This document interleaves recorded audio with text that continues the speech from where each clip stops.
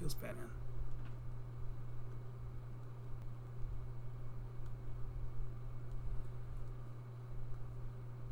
Okay, the archer cocks his head and...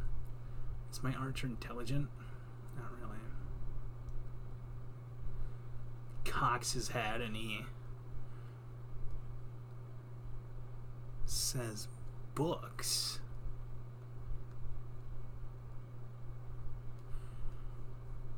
He shakes his head. He says, I don't know what books are, but if you're looking for treasures, you can't have ours.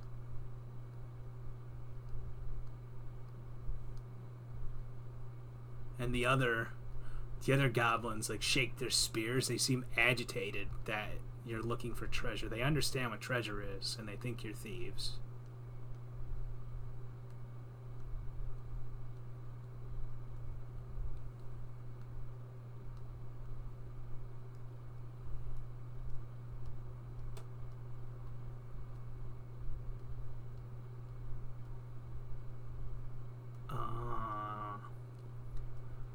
One of the goblins over here, he nods and he says, I know where that is. He says, how much worth?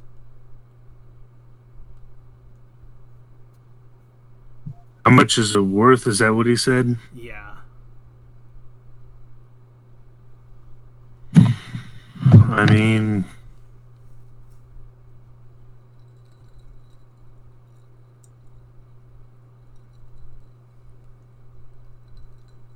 I'm gonna check something real quick. Mm-hmm.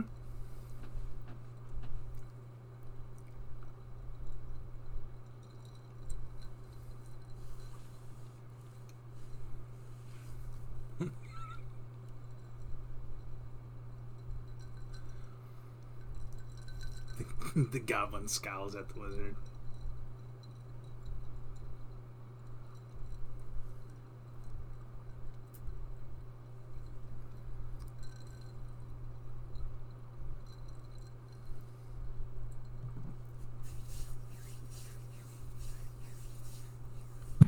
I mean, before I offer this out of character, do you guys want to fight the goblins, or would you be okay with an attempt to even just bypass them? Because, I mean, from what we understand, they don't really give a damn about the goblins in this village.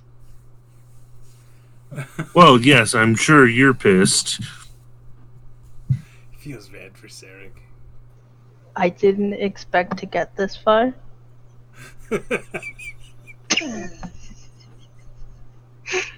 Not gonna lie. So I will follow the party's lead if they want to get revenge for the goblin who attempted to stab one of her companions. But I do use the word attempted as far as I'm aware. Okay. Was there damage? He did, yeah. The lizard is bleeding. Okay. That puts more tension on things.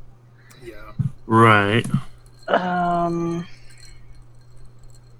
Yeah, we've effectively paused in the middle of a ambush round, so they're in a position to fire on you. And I stopped it based on the conversation and their confusion.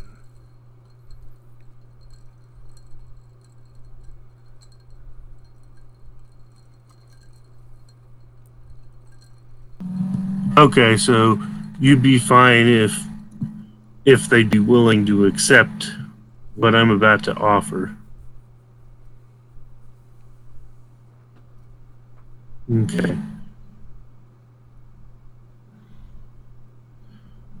Okay, so do you have an offer Well, for my goblins? all right, hang on. Michael's gonna tell something to Almareth in common, and then Almareth's.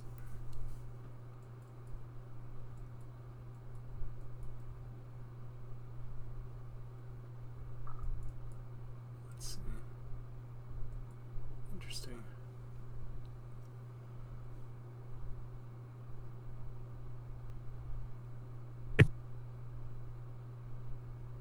Okay.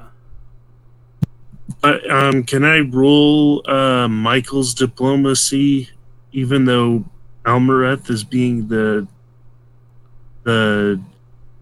interpreter?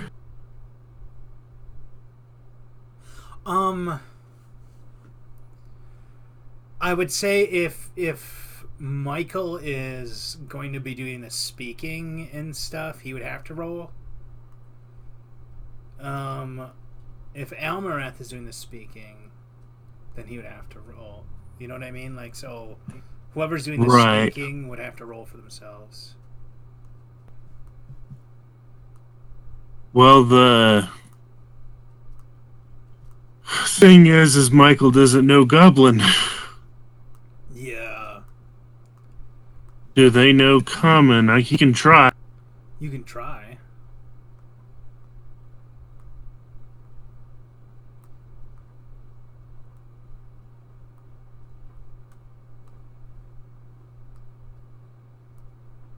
You can try.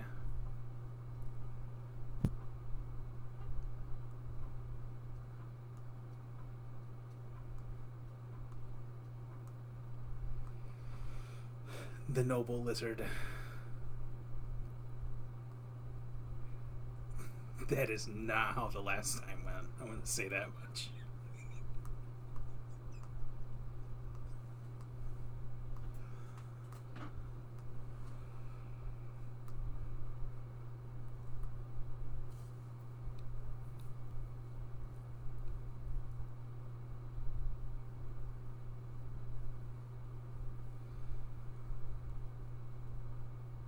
Okay, are you holding the gold in your hand or anything?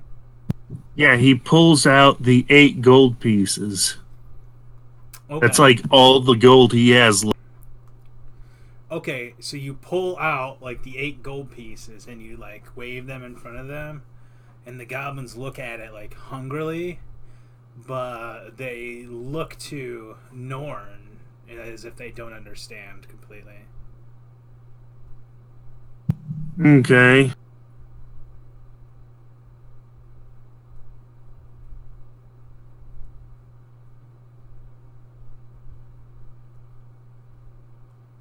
Or Almareth. Either of you talk, right? So. But, like, if Almareth is going to put forward, yeah. Okay. So, the archer on the roof over here, he nods. And he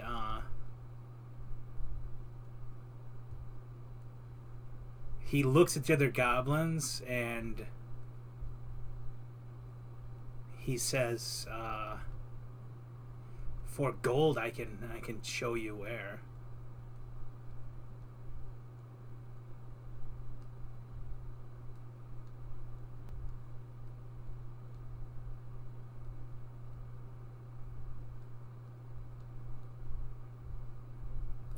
They're willing to make the trade for the 8 gold. So if we trust them, it's up to you. It's your money at this point in time. I mean, I'm willing to give it a shot. I mean, I know we could use the XP from fighting them, but my characters are both of them are lawful good, so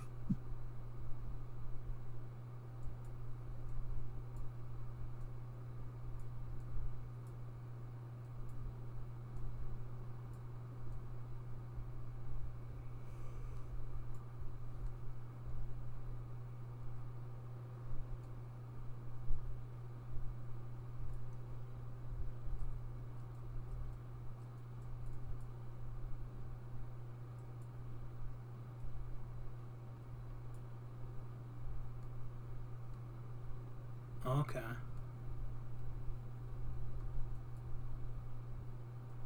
Are you guys going to give them the gold or no? yeah, if they're willing to do it, I'll hand one of them the gold. I mean, if they betray us, then we'll have to fight and we can get it back if we win anyway. Okay. And if we lose, they were just going to take the 8 gold. Okay. So, Okay, yeah, I'll hand 4 gold, and Michael will hand 4 gold, and then he'll hold the. okay. So, the archer you've been talking to, he like waves to the goblin on the other side of the street, and he like leans down on the edge of the roof to take the gold, and the archer will say follow, and the goblins will start like climbing across the roofs,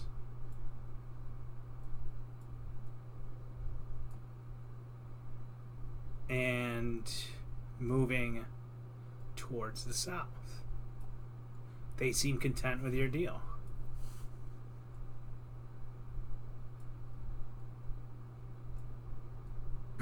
At least for now.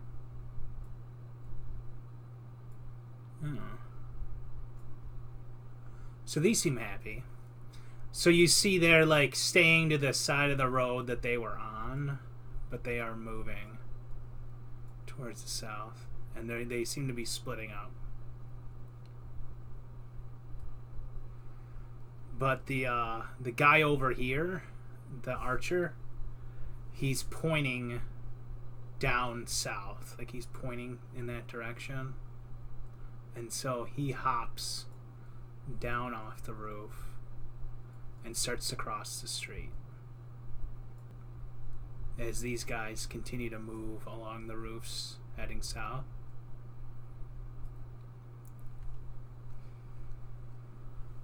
All right, so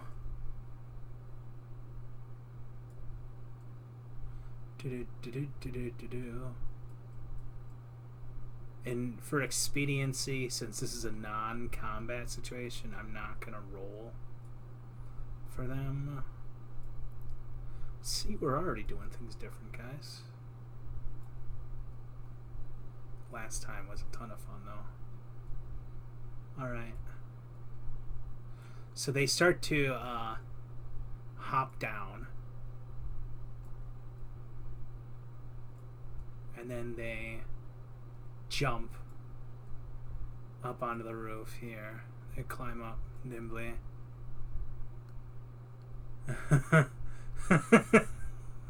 It was brutal, yeah. So I'm just, negotiating the path as you guys follow. So you see that these houses all look dilapidated. Is there anything you guys want to do before I move along? I mean, if they're willing to let us go straight into the ruins, I'm content. Okay.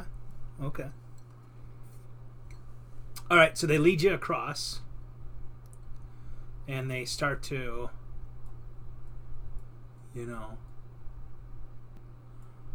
run across these roofs.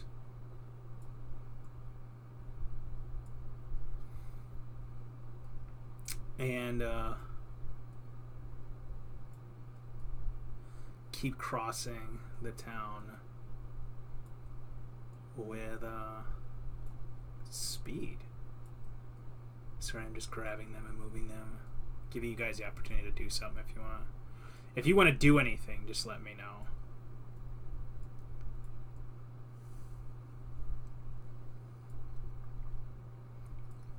Otherwise, I'll assume you're following across the map. Oh, son of a bitch. I pulled his token off the tracker without removing his token off the map, and now it's like stuck on the map. Feels bad, man.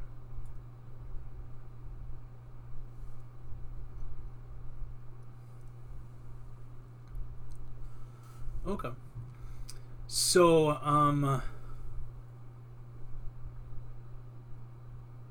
yeah, some of you guys are stuck up there. I'll let you guys catch up.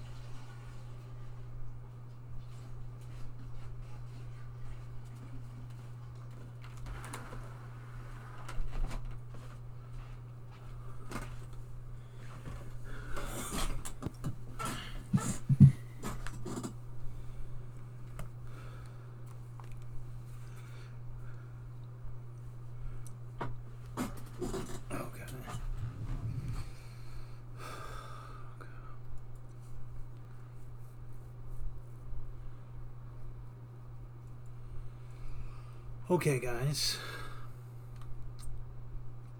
So, how are we doing? I see.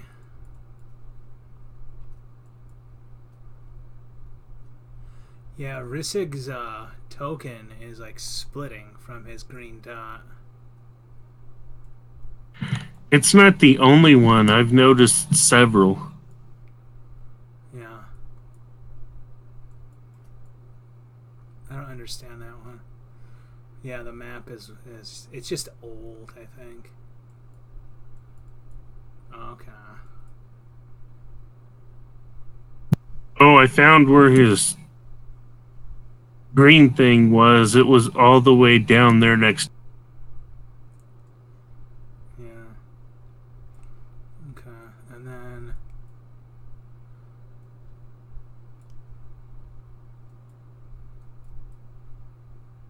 Blazer.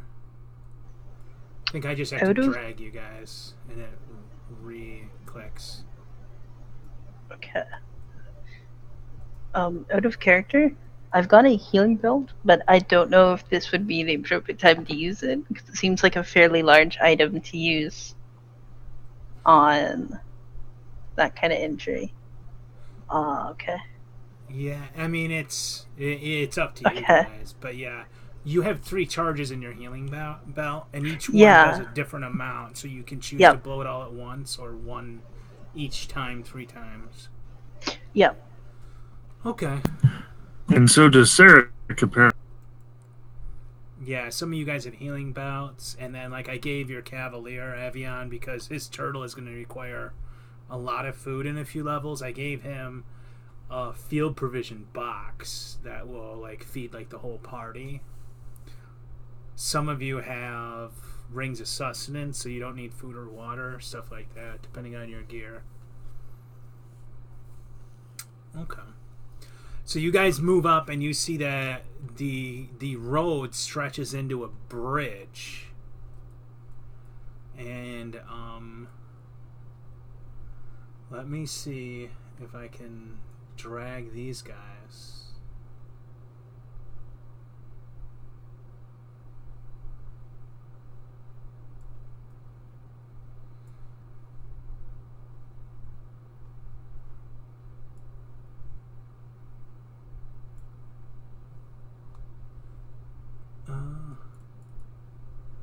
Not that guy.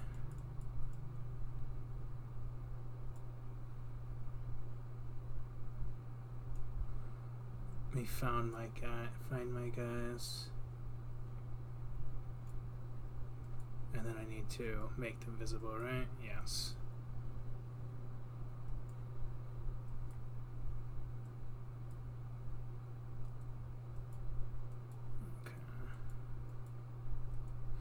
So you see a small group of goblins at the other side of this bridge, standing watch. And where are my goblins that were moving? They would trot down here. And this guy has the gold, and this guy was talking. And they start talking to the goblins on the bridge. And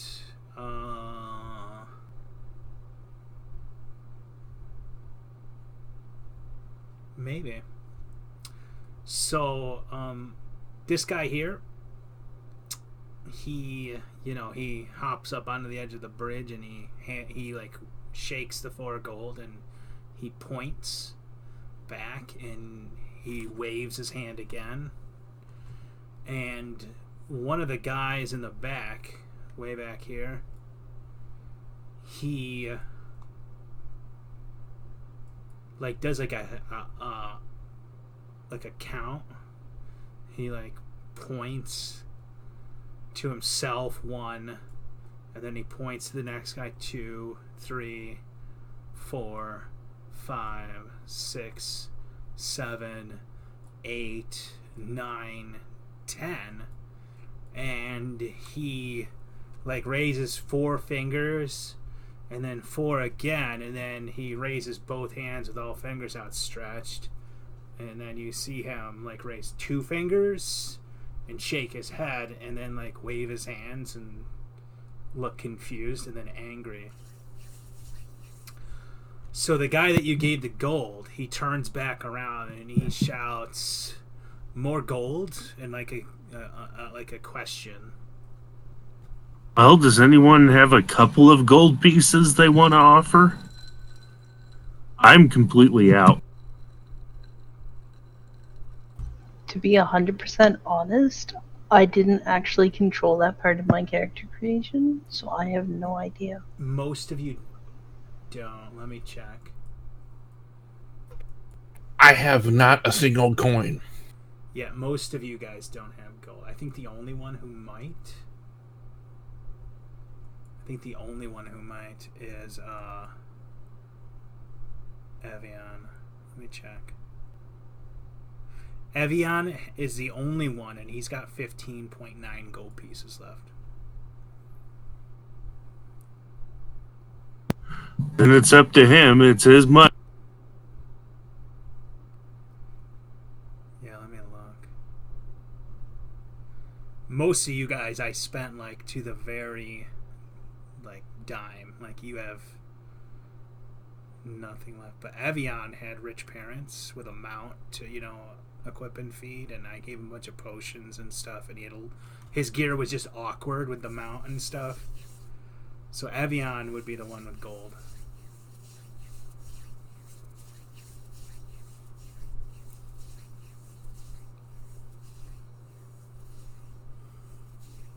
Wait, for me it says 396 GP left roughly.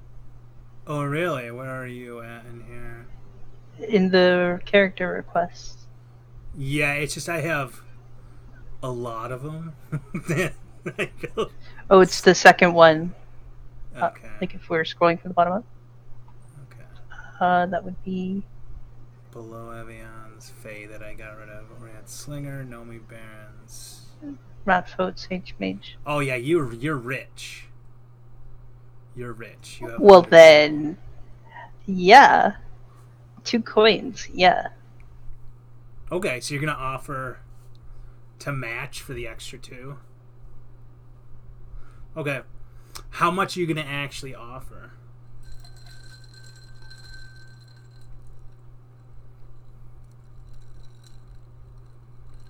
Because you offered 5 of them 8 previously, and there's another 5 on the bridge.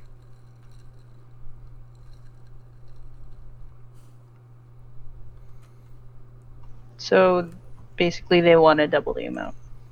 Well, they hadn't really shared that with you. The goblin is just asking if you have more. It sounds like he wants at least a gold for each of them, because he counted each of them and he counted up to 10. And then he counted the number of gold coins we offered. So he was like, we're a couple short here.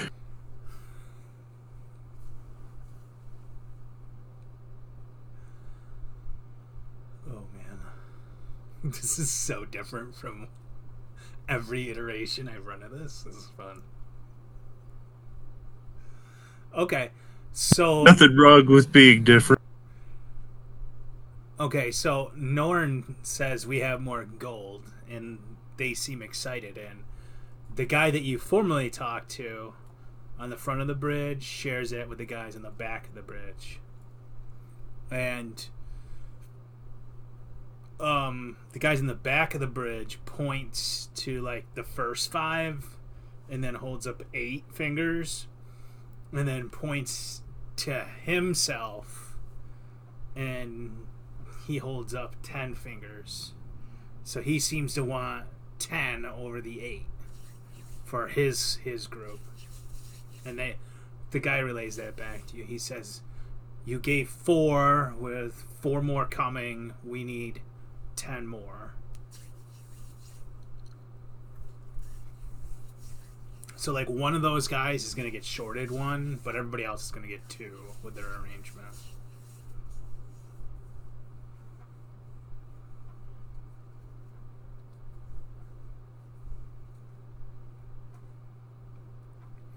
Is that agreeable or no? Well, I mean, I'm fine with it, but I'm out of money, so it's up to the people with. Okay. I'm broke. You actually have 15.9, Evian. I just forgot to transfer that to your sheet. So you do have a little gold. But Norn is rich compared to the rest of you, and small change left. Okay. So you offer to give them 18 total, 9 total now, and 9 at the end. Okay. The two in the back look at each other, and they nod, and the goblin that you hand the gold to, he sits on the edge of the bridge and holds out his hand. He waits for you guys.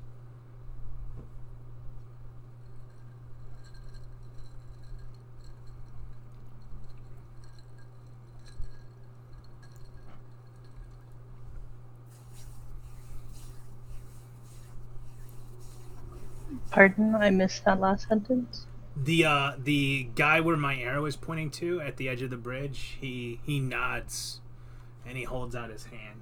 He says, "More gold."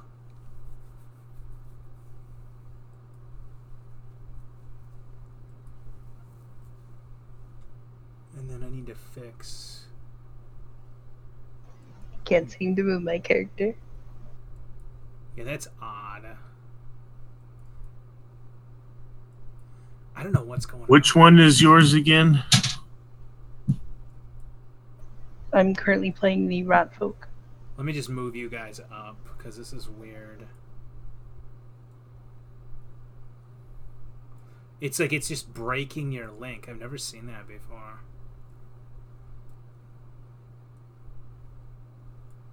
I might have to like reload the map or something. Yeah, I'm just moving the green piece, and the image on my end is reconnecting, but every time you guys move yours, it's disconnecting. Yeah, mine hasn't been disconnecting, but until now, I just noticed. Yeah, that happens when the grid is too small. Yeah, Like you I'm see just gonna how the remove lines the of the grid. grid. Grid off. Yeah. I've never had that before, but interesting. Yeah, we'll just remove the damn grid if that's going to be an issue. Yeah, it's just with the size of this image and the size of the grid just gave it too many different grid places for a table. Yeah, in order to do the scale, I like it's real awkward. So I think the grid scale is like down to 5 and they suggest 50, so it's like a tenth of what it should be. But you got to play within the 2 megabytes and it's just real awkward. Okay. So hopefully that solves it. If not, I'll need to clear you guys and then redo the combat tracker, and it'd be like 5 minutes to redo the map. But okay, so you walk up and you hand the guy his 5 gold, and he like points and shoos the others back, and they all step back and out of your way. And these guys like climb up onto the roof, and this guy waits on the edge of the shore, and he stands there, and they all move out of your way on the bridge.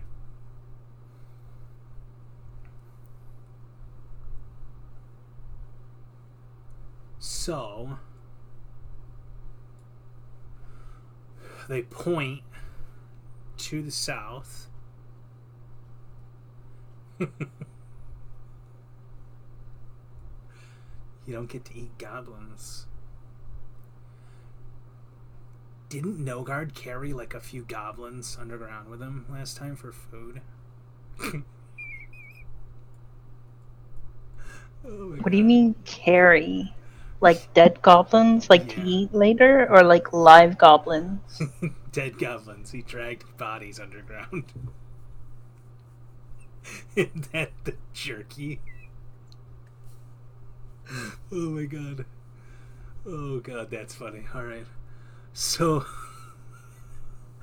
you guys head out, and this guy, he follows, and the other guys are like looking at the shiny gold he hands them as he walks by, and he starts to escort you along the path. Let me zoom out a bit so I can see the scope of the map. Okay. So he like hops down on their side of these houses, and he points forward in this direction. And let me see if I can find all of these guys. So somewhere in here I have you, and this is very different from the first one. So we'll see how it goes. Nothing wrong with being different. Yeah, we'll see how it goes. Alright, so the goblin points to this big gray structure here. There's like a gray stone walled structure of an odd shape. And he, where is my goblin? There he is. He walks over. And you see a big orc with a double-sided axe, and then two of these goblins with crossbows sitting on top of the roof. And the roof is like 10 feet up, 15 feet up. Yeah, let's say 15 feet up on the edge and 10 inside. So it's he's standing in front of this doorway, and he seems upset, like visually upset, as he like points at this goblin and starts yelling at him. Does anyone speak orc?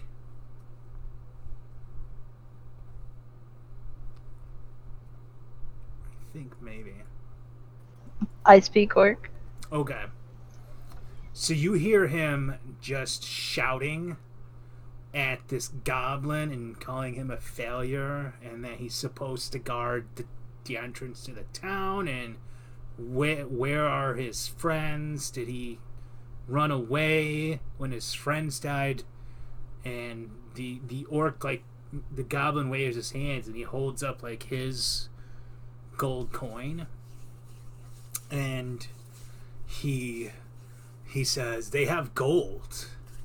And the orc stops and he looks at the lot of you, and he like hefts his double-bladed axe over his shoulder, and he says, "How much gold?"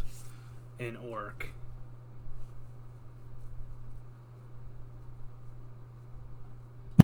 He might not be happy with the same amount as the other.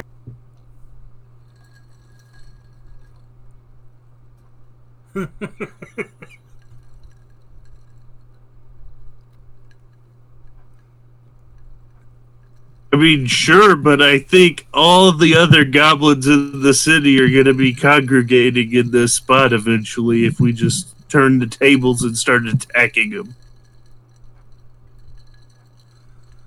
It's risky.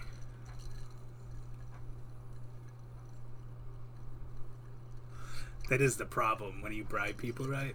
If you stop when they ask for more money, they're all still there. So yeah, you guys can think about that. I'm gonna pour a drink real quick.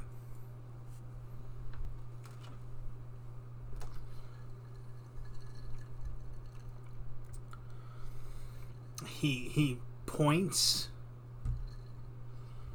and he counts 1, 2, 3, 4, 5, 6, 7, 8, and then he like runs his thumb across his chin, and he looks at the goblin and he says, "How much gold?" And the goblin like puts up 5 fingers on each hand, and then like closes his fists and puts up 8, where, you know, like closes his thumbs and counts out 18. And the goblin, you know, looks at the orc curiously, and the orc shakes his head, and he says, he does like some quick math, and he counts on his fingers like 8, and then he does like a weird thing with his hand and tries to like 10, 10, 10, 8, and he looks confused, and he like scratches into the dirt a figure, and it's 200 gold. into the. For some reason he counts in Dwarven ruins. Does anybody speak Dwarven? He carves 200 in a Dwarven ruin. I speak Dwarven. Okay, you're the sage mage, right? You know everything. Yeah. All right, so It's he good to have counts. someone who knows everything.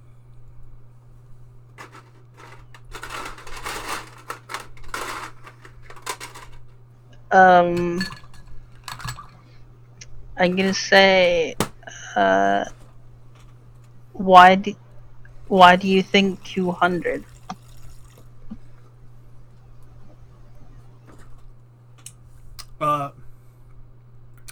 He frowns and he says, "Me responsible, all goblins and door must be worth all goblins, and I can't be here anymore. New life if I take your money." So he says, "Must be enough for new life for all." Okay, so somebody's paying him to guard this door, so he's betraying somebody to take the money. Who is paying you to guard this door? He frowns and he shakes his head and he won't say. Would you say for 200 gold? He like bites his lip and he says 250. Oh, he just trying to extort us.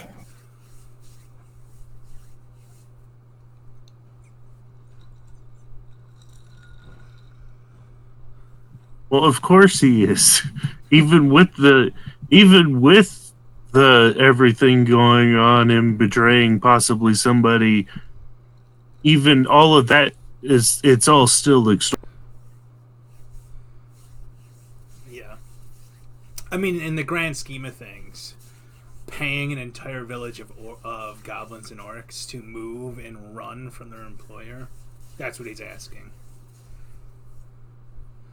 Like, he's asking for enough to betray someone who employs a horde of goblin and orcs to not do their job and betray a secret. And he'll have to run for his life. That's basically what he's putting across. Yeah, it is, but that's enough for a new life for a whole tribe of orcs and goblins. Exactly.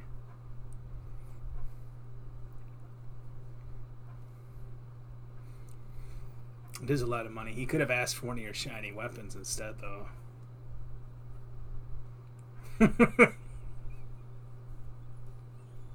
So this is it, guys. Do we want to pay a heaping 250 gold, or do we want to just say, okay, fuck it, you guys want to? What about 50 gold and a magic bag? You're gonna offer him a magic bag?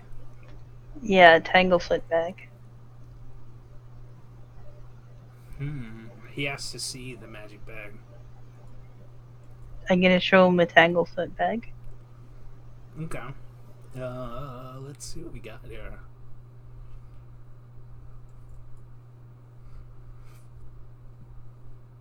Okay. He like waves his hand impatiently and he says, "Give me bag." Okay. I'm gonna give him one. Okay, and he waves his hand for the 50 gold. Okay, I'm gonna give him the 50. Okay. He opens the bag, trying to look inside. So, I guess I need to make a reflex save, right? Oh no, I needed to tell him what it did. Okay, so he is entangled. Where do I go for entangled? And I drag it on him, right? Okay. So, Ganma roars, like, really loud. He is not happy. And the guys on the roof turn and aim at the little sage mage. And you'd have to be up here, right, to hand him the Tanglefoot bag? Yeah. Excellent. Alright, so where's my goblin? You're right here. Alright, boys. I'm gonna say,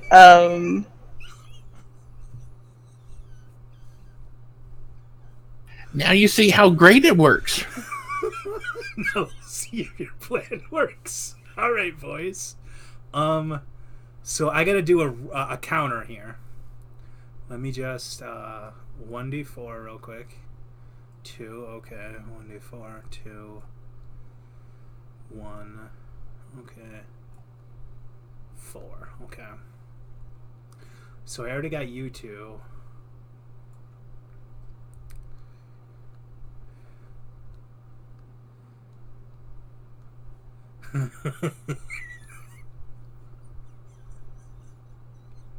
Alright. He stops and he looks confused. I'm just curious what's been said.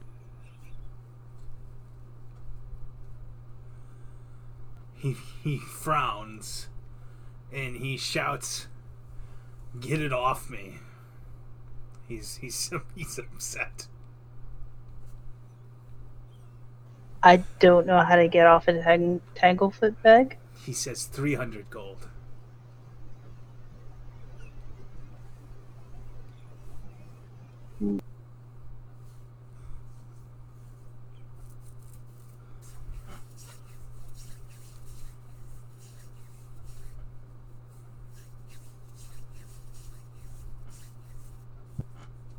Yeah, I actually missed all this when I first played Descent, so This is very different. I had no idea these guys were working for somebody to guard this stuff, and that if we were to pay them off, we'd have to pay them off.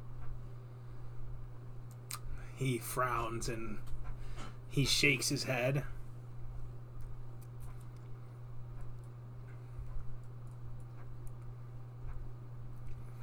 He roars. Oh boy, I need to do the Google, right?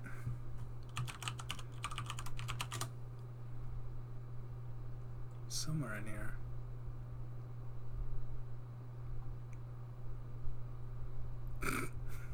This is so very different from the last time I ran this. Tanglefoot bag is somewhere in here.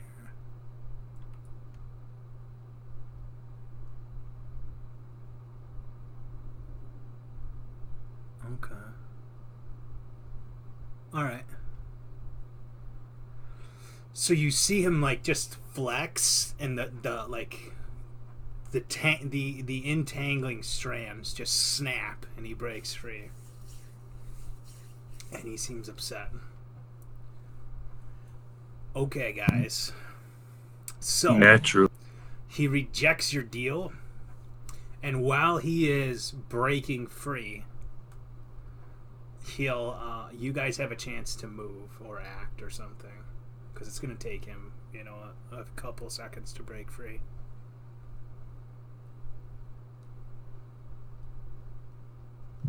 Okay, I guess it's time to attack.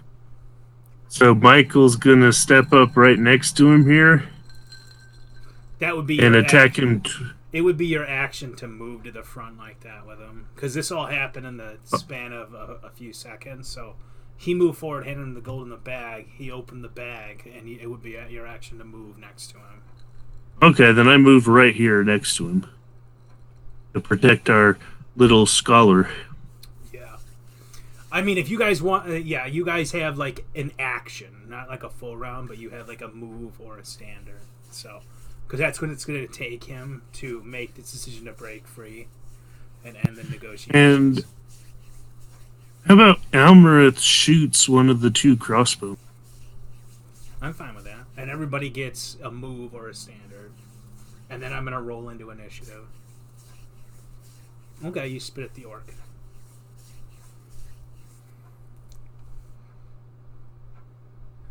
Alright. So, you critically hit my orc, buddy.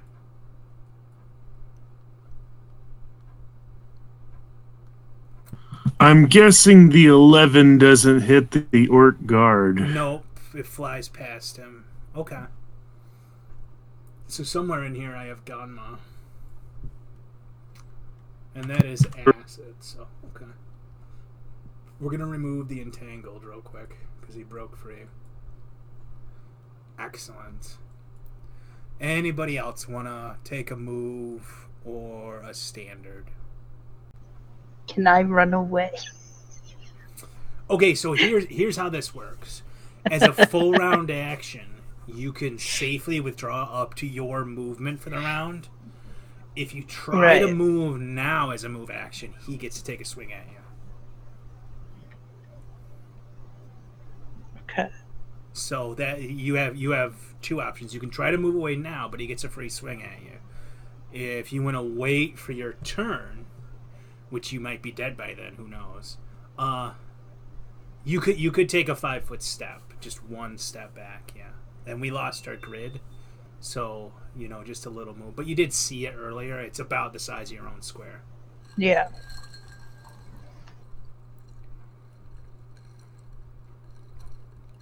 So you have three options. You can take a 5-foot step back, or you can move your full movement and he gets to swing at you for free, or you can wait until it's your actual turn.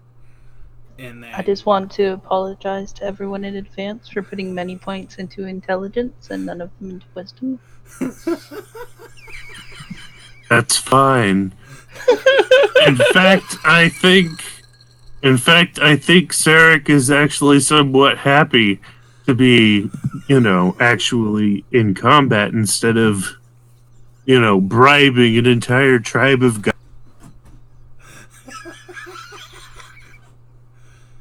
So you've made one person at least happy. I'm amused, guys. Because Sarek has an idea of what's on this map, but he hasn't even, his party didn't even kill everything on the map. So he knows what's coming. And if Sarek was the one who was talking, and you may not be used to push to talk, but you're releasing your button before you finish talking. So, your last word, we can't hear it. Is that me you're talking about, or Natural? No, not you, the guy who talked before you. Me? No, you were good too, Nomi. It's okay, that would be me. That would be I you, sometimes yes. screw up, sorry. Yeah. No problem, I'm just letting you know, if you're, the end word, we haven't caught, the last two times you've said stuff. Okay, guys. Okay. All right, so does the Cavalier, the mages, do they want to do anything? You have either a standard or a move action. Your choice. If you want to move into position, if you want to cast a spell, something like that. I'm still shocked and unable to understand any of the languages because I only have the two. So both of my characters, just for ease of access, yeah. Yeah, so you're confused right now, right? You just see the guy break free of the tangle bag and the lizard spit acid on him. So you have no idea what's gonna happen. Yeah. Okay. Well, whatever you want to do, you can do. And then I'm gonna step into initiative, and I've got things to do. Well, I'm fine stepping into initiative. Okay.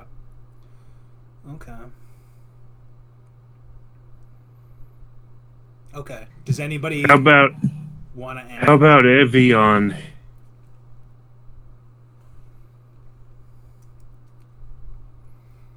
Evian, you want to mount up and move forward?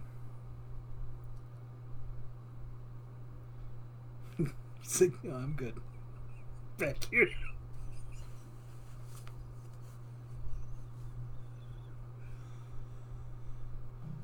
Did Evian fall asleep? His token is asleep. No. Oh, okay. All right.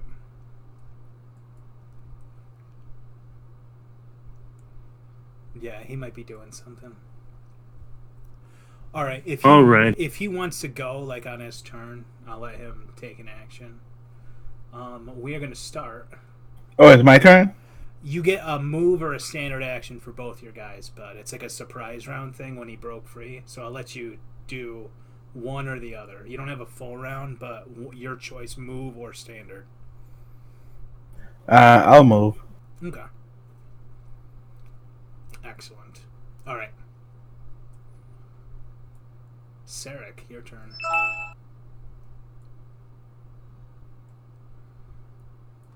I can't.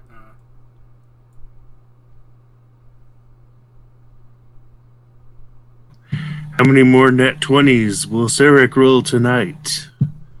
Let's find. Oh yeah, the party sheet. Like I never use, bud. So thanks for reminding me. I just flat out don't use the damn thing at all ever. Okay. So you are spitting at the orc, correct? Okay. 2 hits.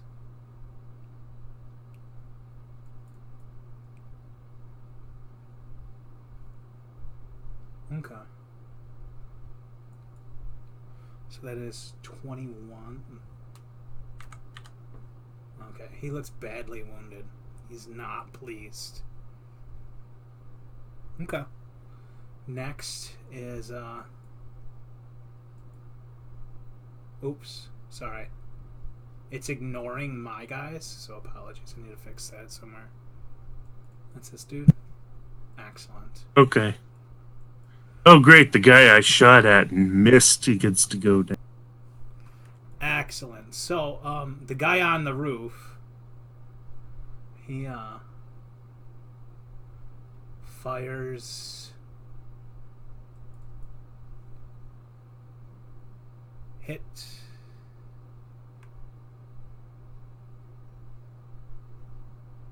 Yeah, it's I think I have the settings for hide hidden actor, and it's messing with stuff. I need to go in and fix that.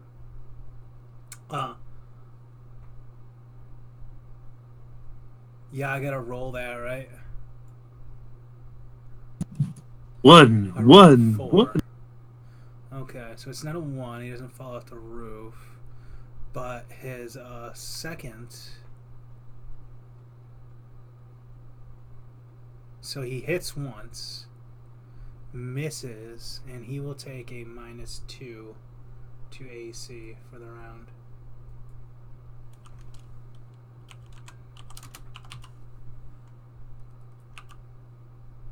Okay. Alright, so he's like wobbling and he's easier to hit. Alright, so he fires at and hits the lizard. And your DR is 2, so he bypasses that. And that means I need to add 2 here. Excellent. So we move next to the guy next to him. Yep. And he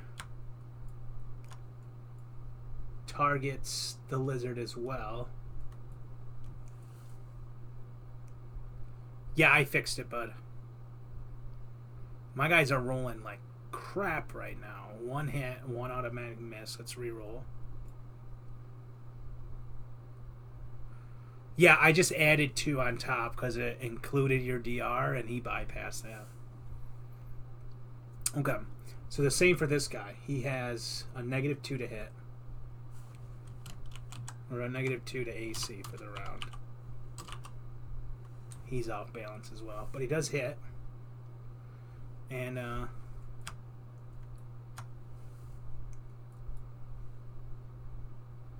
roll a 3. Okay. No. Not 2. 12.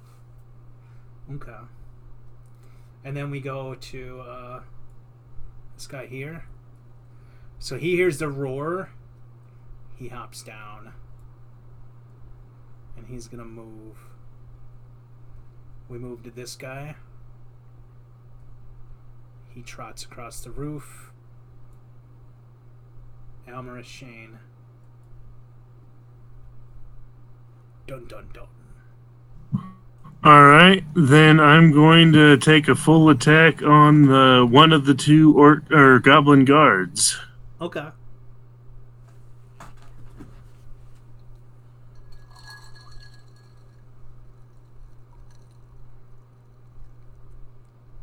Excellent. 2 hits and 1 automatic miss. So give me a reroll. No ill effect. You're good. You rolled over a 10.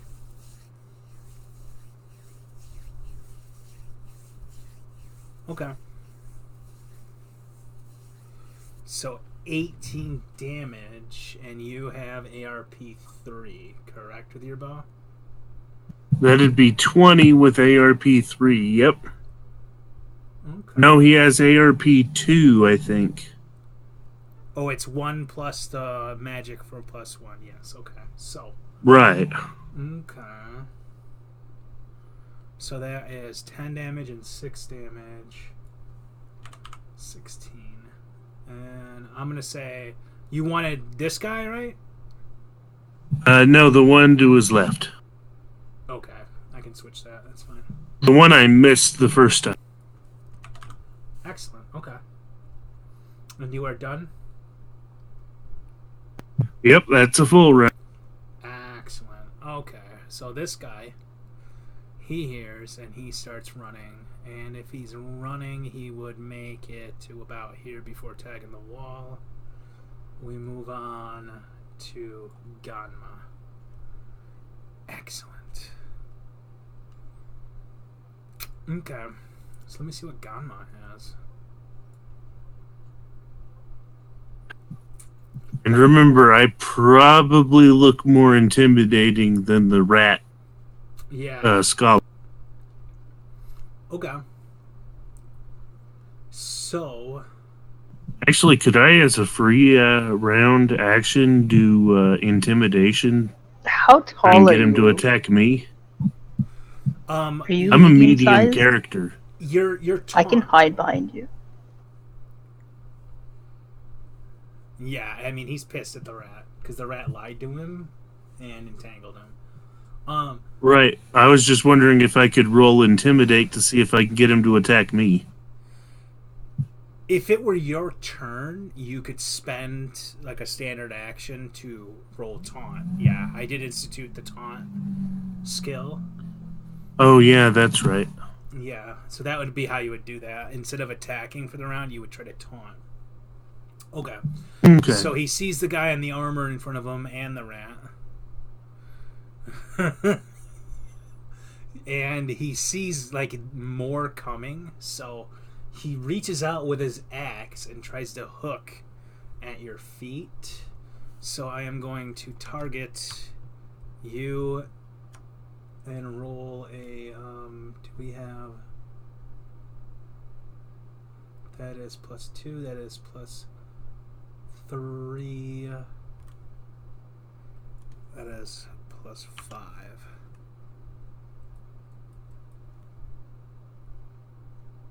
Okay. Michael Shane drops prone.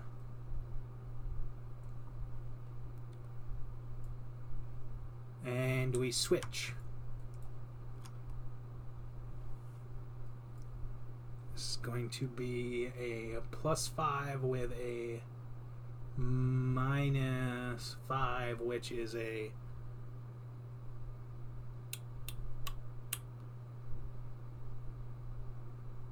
normal roll, right? Yeah. He trips Norn. Excellent. And that would be his turn. You are both prone. He is going to then take a 5-foot step forward, closer. And he's done. We go to the slinger in the back. Okay, bud. Do you need me to explain what your character's options are? Yeah. Okay. And is this all of them? No. Just what you Okay. can see in the immediate area. Yeah. No, I mean all my options. Oh, okay. Your options. Okay. So, what you can do, you can cast within 25 feet. How far is that? Oh, it doesn't show because I have no grid. Excellent. Well, I will say if you move like here, you can cast a heal on Riskvik or Risig. I don't know how to spell that. That's awkward, Sarek. You can heal him if you want. You are the group's healer, so that would be ideal. He's badly wounded. Risikiv, okay. That would be ideal, because your odds of actually hurting people are low at this stage with like the building in your way and stuff. But you could move forward like 15 feet, stay behind Elmerith, and cast a ranged heal for 1d6 on the lizard. Okay. Okay, Riskiv. Okay. That would be my ideal thing. So what you would do is you would click on your guy, hold control and click on him. Yeah, yeah. And then you would click on the 1 under Cure 1 and then the star to the left of it on your actions page all the way at the bottom. So that's how that works. And then it would just take away 1 spell point out of your total of 5 for the day and heal him 1d6. Yeah, and then there's a... Oh, I see. Underneath, there's a heal. So click the red button. If you click like the magnifying glass. I know how to use the stuff. I don't know anything about hardly anything about Pathfinder or anything about your system. Okay, yeah, that would be the ideal thing for you to do right now. Otherwise, you could like try to sling at the orc around the building, and that's just awkward. Yeah, so you're not gonna immediately die now. Okay, and then we move on to my archer. Okay, he's the guy you first were negotiating with, right? Oh no, he's a new one. Excellent. We're gonna move him across for simplicity. Norn, you are prone. If you stand, you provoke an attack of opportunity. If you move, you provoke an attack of opportunity. If I cast a spell, I will provoke an attack of opportunity, and if I shoot my crossbow, I will shoot attack. Rah, rah, rah. It's real feels bad right now. Can I just like roll away?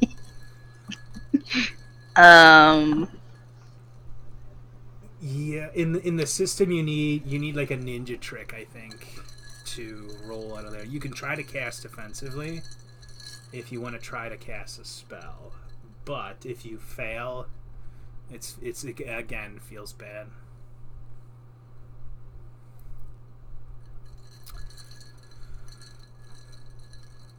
Yeah.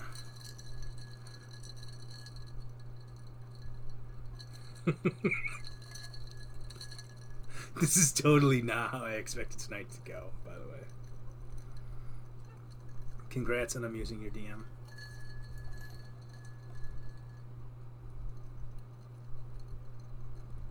The pleasures of being This unique. is unfortunate. I'm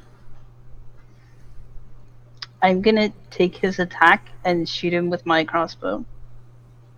Okay, so you're gonna point blank shoot him from the ground? Yep. Excellent. Alright. Give me a roll then. Are you familiar with how to do that? Not particularly if I have to modify it. Okay. So, You actually have the ability. Are you using a light crossbow? I think I gave you a light crossbow. Yeah. I am using a light crossbow, and on my previous turn, I put my static charge, so it does an additional 1d4 lightning damage if it hits. Okay, I switched your attacks up, so you have 3 actual attacks you can do if you want to like plug him multiple times. But that would give him multiple AOs if he has combat reflexes. Up to you. Okay, So I think it would be better to hit him once. Okay, so on your actions tab at the top, just click the +6.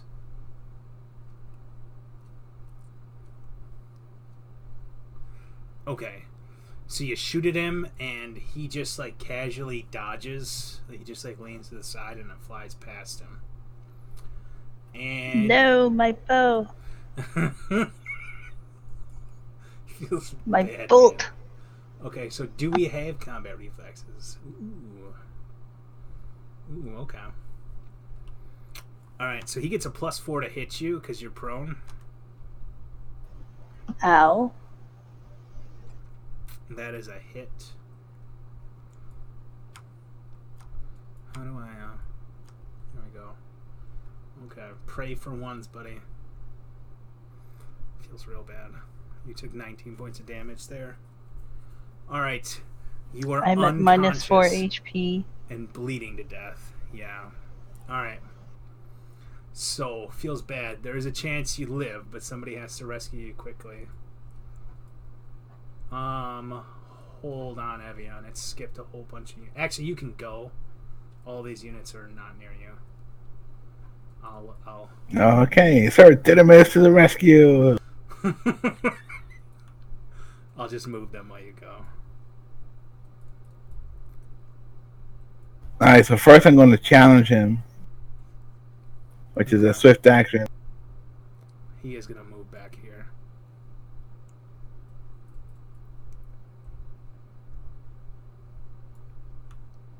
I will be charging him because he's within range.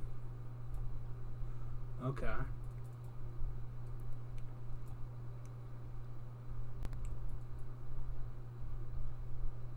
I'm going to power attack too. Nice.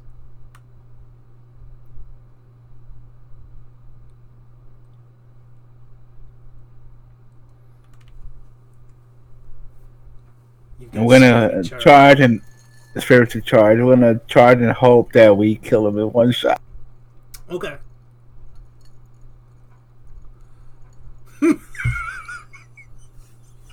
It's real feels bad. All right. That is horrible. Give me a roll of 20, just a d20 to see how bad that is.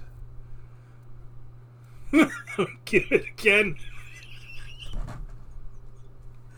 Oh man. Exploding. That is so terrible. I'm going to have to buy new dices.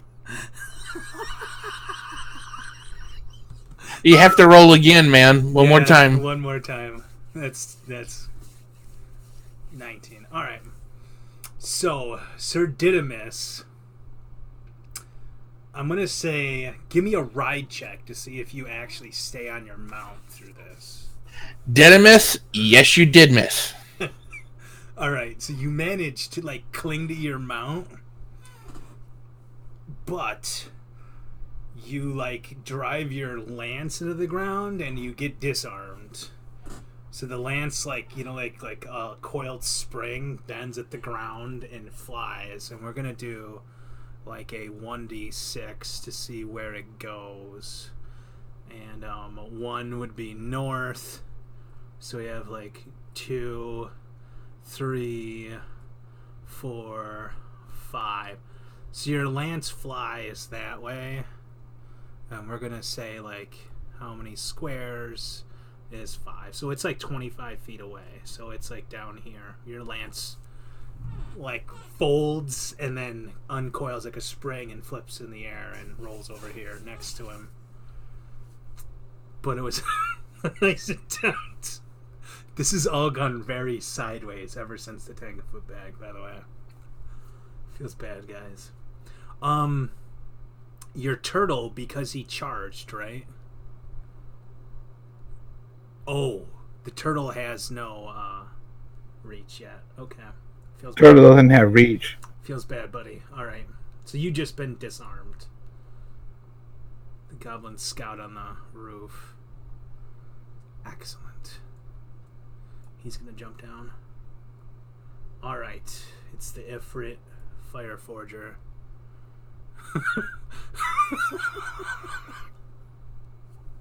Excellent.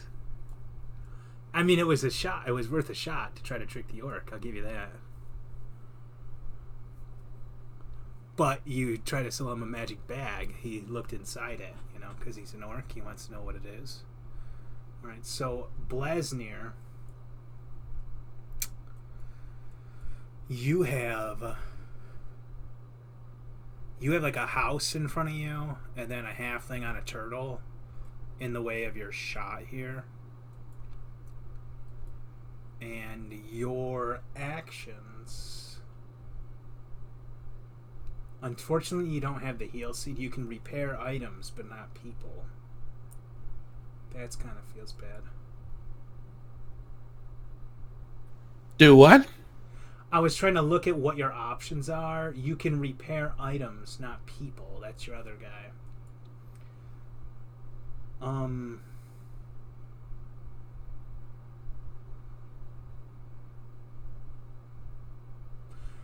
You could move all the way up to here, right outside his reach, and try to hit him with an illusion that would disorient him. That would be this spell. You can try to do that. I don't know if you want to. There's other options you have. You could try to hurt him. Yeah, I'll try and hurt him. I can move, and I'd like to move and try and hurt him. Okay. Two options then. You could move all the way up to him and swing your hammer, or you could like move around the corner and try to throw a hammer at him. Your throwing hammers are smaller, so they do less damage. You're cutting. Do what? Your throwing hammers are smaller, so they do less damage. So you can move up and try to hit him for more damage, or you can throw a hammer at him. But you can only do one because you have to move around the building. Is he cutting out for everybody else? Okay. Yeah, he's cutting out. Okay. I'll increase my sensitivity. That's my bad, guys. It was fine up until recently, and it was like every other word was not there. Is this better? Yeah. Okay. I mean, you're louder. Yeah, I think the issue is I had my mic to the left, and I'm having to read from my monitor on the far right, so my voice is away. Then you would cut out again. Yeah. That's why. Yeah. No, you just. No, I'm saying you just cut out again. That's odd. Okay.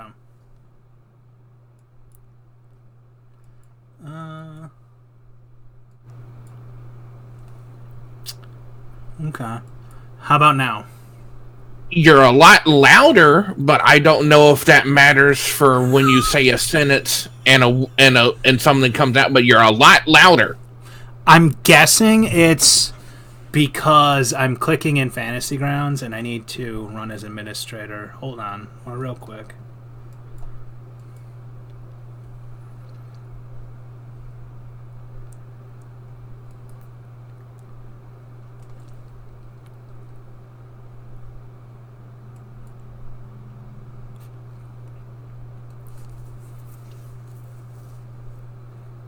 Okay. Let's see if this works better. Yeah, like if I'm clicking in Fantasy Grounds and I'm not running an administrator, I cut off. So is this a little better or no? That was a lot better for the most part, yeah. Okay. And like it was just something that just popped up. It hadn't happened up until now. Yeah, it's because before you guys were acting and I wasn't clicking in Fantasy Grounds. Now I'm clicking on like your sheet, and what happens is when I give Fantasy Grounds priority, Discord disables voice for whatever stupid reason. I have to run Discord as an admin as well. Yeah. Okay. So flame. This thing called Flame Lance is not I don't know what that is, and I I see. can't get any more info out of it. Okay, so you can create a line of fire 15 feet long. So you would have to move up to here, and you can cast a line of flame at him, right? And you would force a save. He would have a chance to evade it, but if he doesn't, because of your race and your traits and stuff, you would roll 2d6 damage if you hit him and he doesn't, evade. So that would probably be your best bet. Because he is armored. This guy is in heavy armor, so he'll resist like physical attacks. So if you want to do that, you would target him, then hit the save button if you open up. Okay, yeah. Yeah. Alright. So I just drew an orange arrow. Is that about 15 feet? Mm-hmm. Cool, Yep. cool. So I'm targeting him, and I'm doing that. And that is the save. Wow.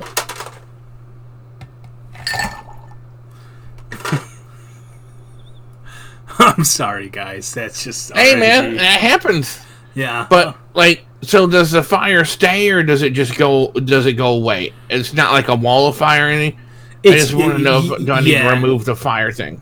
It would immediately go and then vanish. Yeah. Okay, cool. So I'll remove my line.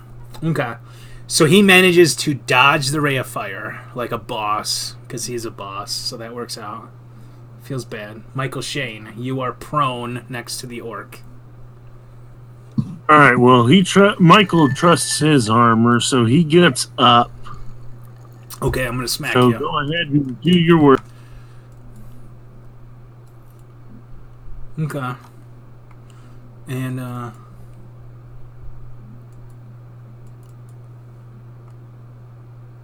that is a hit. Michael Shane gets popped. Alright. You have 14 damage reduction, so I need to pull off. So, it already pulled it off. I just need to apply his armor piercing. 1 second. Somewhere in this sheet.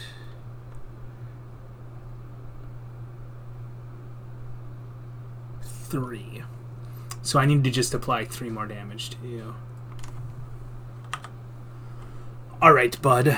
So you are bleeding but standing. Alright, could you take the prone off of me? I can, yes, alright. Alright, and then now I will attack him once with my sword. Okay.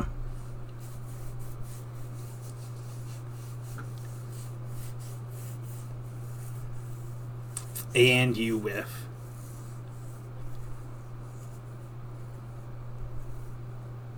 Yeah, you guys are supposed to level once in between here in the start. So you bypassed a lot of XP.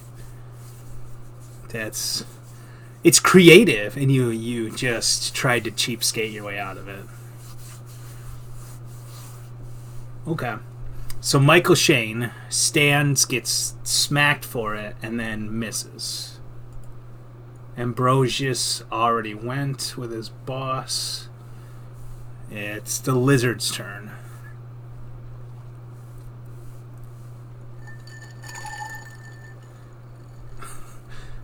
Okay. You gonna try to put him down? Yeah, put him down. Okay. 1 hits, bud. Okay. Ganma is somewhere. Okay. Well, he's definitely wounded. He's showing signs of not being very happy with the situation. You can take a 5-foot step if you want, bud, after that. Deadly aim didn't apply. Okay. Well, that one would still hit, and you would get 2 more damage, right? So let me fix that for you. Done. You're good to go. You're welcome. Goblin Guard. It's the third one. That's the one that Almerath hit, right?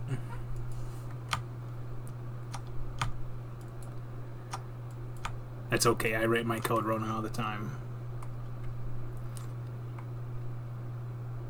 Okay. Yeah, I hit this one. How much ammo do we have, boys? Not at all. No. Oh, we got lots of ammo. Let's do this. Alright. That's the good thing about ammo. It's cheap, right? Alright. Miss. Critical threat. Crit not confirmed. So one is a hit. Does Almerath Shane... I have 2 DR. I'd bypass your DR. Excellent. The Goblin Guard sneers at Almerath Shane.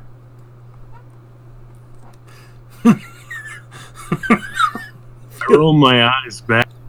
Alright. So seeing that there's 2 archers, the other one on the other side of Ganma, he keeps attacking the one attacking his boss. So we roll 2 hits, and he bypasses your thing, right? Okay, so we're gonna have to go up to and up to. So 7 overall. We took off 4. I need to add 3. You are hurting, buddy. Okay.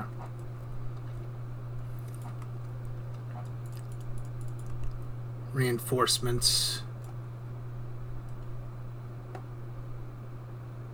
It's creative, but did I go over in my general chat like 3 days ago how most of the parties before you have died?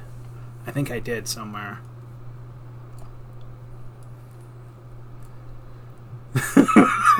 I think I did go over it somewhere in general chat. I think it was all like one horrible person like jumping into a river. There was a few of them because this is the 6th iteration. 2 of the parties died because what they did is they just like beelined for like the next level and left a bunch of people behind them. So what you end up with is like you kill like 3, you kill like 3 orcs, but you bypass 12, and then the other orcs are like, hey, they killed my friends, and they follow you around, and then they wait for you to go to sleep. It's a real feels bad encounter. Almerath Shane.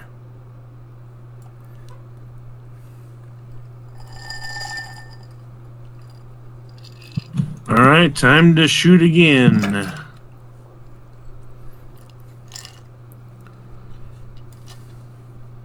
One moment.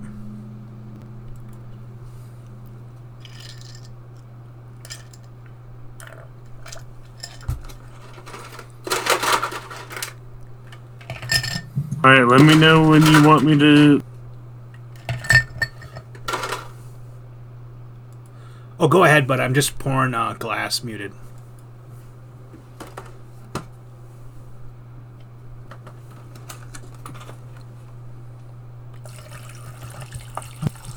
Is that 1 or 2 hits?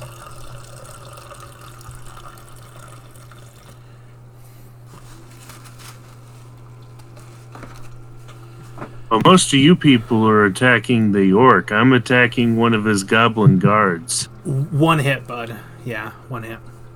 Okay, I just wanted to be sure. Yeah, no problem.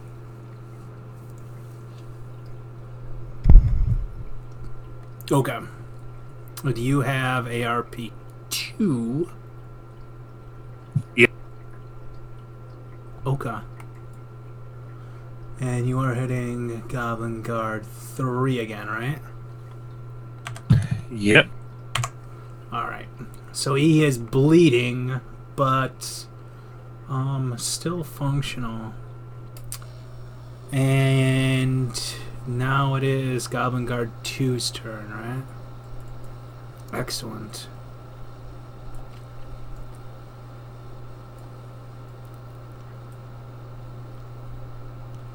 Ganma.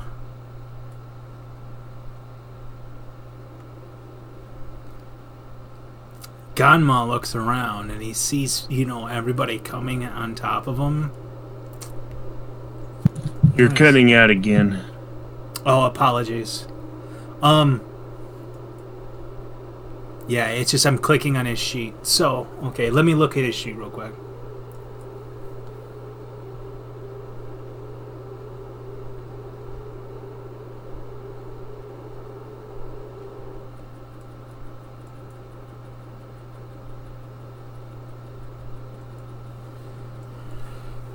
Unfortunately,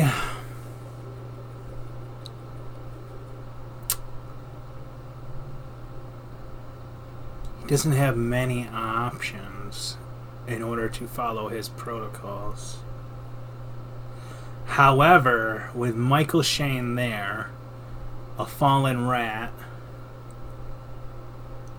and reinforcements coming, as an orc, he feels bold. He steps over the rat, unconcerned, and he is going to swing at the halfling who tried to charge him. No.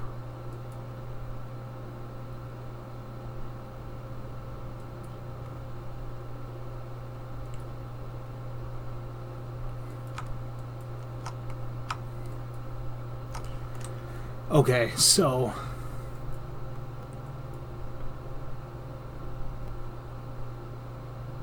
yeah, it feels bad, Nomi. With a 5-foot step, he turns on the halfling, and he is going to swing once at the halfling, and then he'll hit, and then the other two are at the turtle. So the question is, what's the turtle? Well, I mean, I already threw them at him because I don't have a singular attack thing, so we'll just roll it as that. So one of those hits. Hit. Okay. Feels bad, man. Alright, so damage 15, and I need to peel off 3 of that.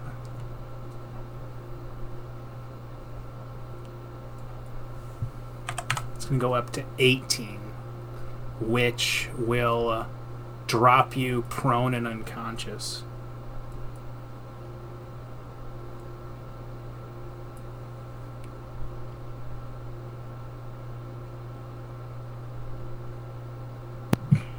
And it's not even just the fact that we bypassed everything, it's the rolls are not for us tonight. Yeah, the RNG is heavily against you folks right now, unfortunately. Alright, so Sir Didymus is bleeding and prone on top of his turtle, unfortunately, as that blow will drop him with the armor pen. I thought it hit the turtle. Okay. Yeah, no. Unfortunately, with my routine, I need to set up a option for a broken attack chain. But since it already had resolved on him, he was going to hit the halfling and then change to the turtle. But it already processed on the halfling, so I wasn't going to change it around. Likely it would have killed both if I switched it. Alright, so the healer's got his work cut out for him. Unfortunately. At least they're next to each other. He has a 5-foot burst. Yeah.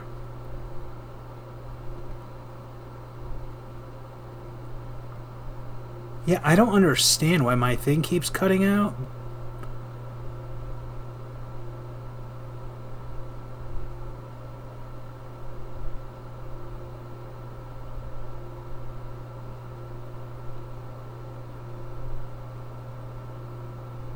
Yeah. So what is the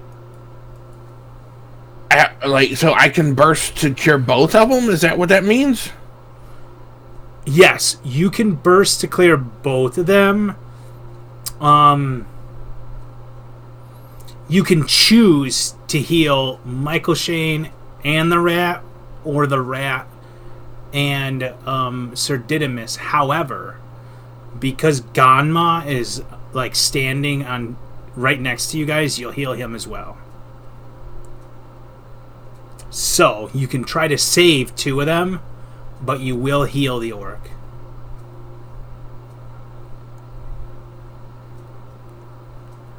Okay. So whatever you heal them for, you'll heal him for. Okay. Okay. What that will mean is that Sir Didymus is prone and now conscious and stable, and Norn is stable, prone, and unconscious. Okay. Norn, you are unconscious. However, you are not bleeding to death. And you are underneath him.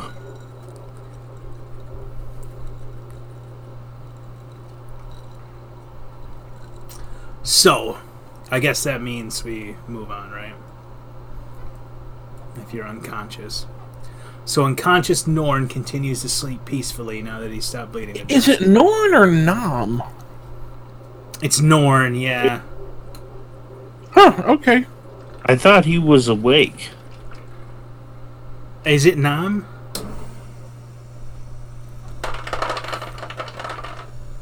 Cool. Yep, looks like Nom. Okay, it's Nom.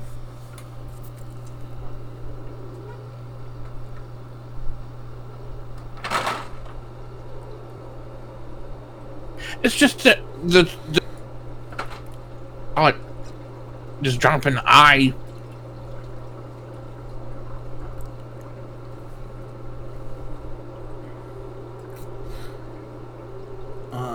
I see Nami broadcasting, but I don't hear anything. Odd. Okay. So it is Nom. Okay. Yeah, I'm not hearing anything from Nami either, but I do see the push to talk button is on. Excellent. Testing? Now Testing, we heard that. Yeah. Okay. Okay. But it is nom, as in numbing broccoli. Okay. Num num num. Okay, so my goblin scout that ran away earlier. We have a morale issue with our goblin on the ground, is seeing his guy just get mauled by acid. That's a morale issue, right?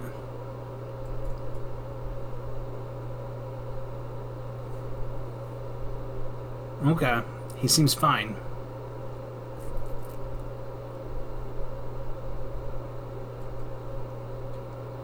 The goblin charges the mage, which gives him a +2 to attack and a -2.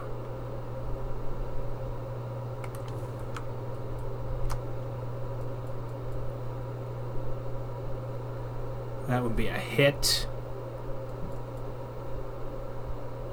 That's a 4. And he has the ability to take an attack of opportunity. Because he has his hammer out, right? If it was a reach hammer, it's not though. Okay. So the goblin. Oh, he's using a reach weapon. I'm sorry. Well, neither of them have reach weapons, so there would be no attack of opportunity. If the mage had like a long spear, he could, stab him before it comes into reach, but he does not. Okay. No, I think he can take an attack of opportunity after getting hit. That's not how it works, no. If the goblin moved past him, like up to here, yeah, because he would be in reach, and then he would move past. Yeah, but that's, yeah. Okay. Sorry, I've got like 4 editions of D&D and Pathfinder in my head at once, and they conflict. Yeah, no, Yeah, no. and I don't know anything about Pathfinder, so whatever you're saying is just confusing. So I don't know. Yeah, okay. So he will charge and hit you, but his spear doesn't penetrate your breastplate, so it does no damage to you. Gotcha. Okay. Moving on. Somewhere... We are... This guy who just went. Oh, I see. This guy didn't move, that's why. I need to clear his target.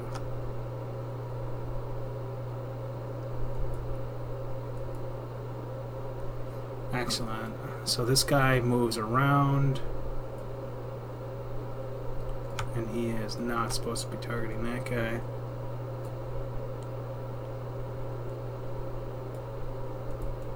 This guy will move around. Goblin Archer 2. Excellent. Sir Didymus, you are conscious prone with 2 hit points on your turtle's back. Okay, where's my weapon at?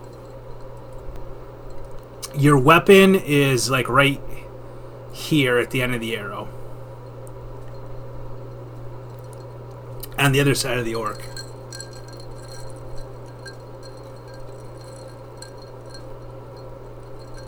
Well, I get off my turtle and I guess I can't do anything. My turtle's gonna attack. Okay.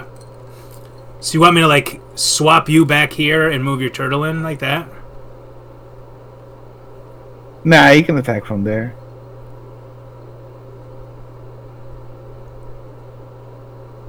Okay. So you move forward and bite. Would he charge? No. When Yeah. He was already there. Yeah. Yeah. Which is his token, wasn't okay. So the orc will dodge. He just steps aside. I'll get off. Am I standing when I get off the turtle? If you just dismount from there, yeah, you're standing when you get off the turtle. So you'd have another move action. And the orc doesn't have reach. It's just his token's big for whatever reason when I dragged it. Alright, so I'm gonna 5-foot step down towards my weapon and going to full defense. Okay. So we add 40 your dodge, right? Somewhere in here. I've got too many windows open to drag that over. We'll just remember you have +4 to dodge. Okay. Goblin Scout. He's holding the bridge. Blasnir.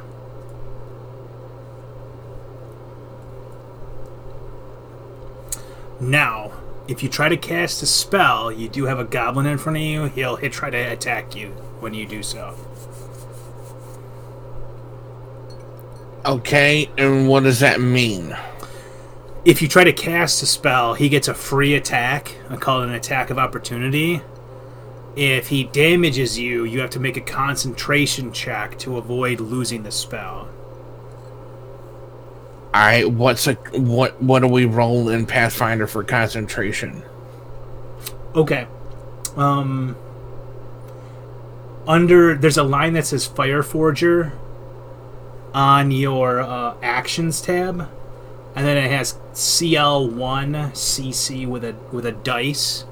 You click the dice to roll your concentration. Okay. Alright. So I'm gonna give you my idea and you let me know if it's possible or doable or whatever. Okay. So I've heard of a thing called a 5-foot step. Yeah, you can do a 5-foot step. Could I do that to something like there? Yeah. And can I then make the flame lance? Try and get both of those? Yeah, you can totally do that if you want, yeah. That's what I'm going to try and do. and that's a save for both of them. But then he gets the attack first. Yeah, he would get to attack you. Yeah, so I think he's already still doing that. Hold on.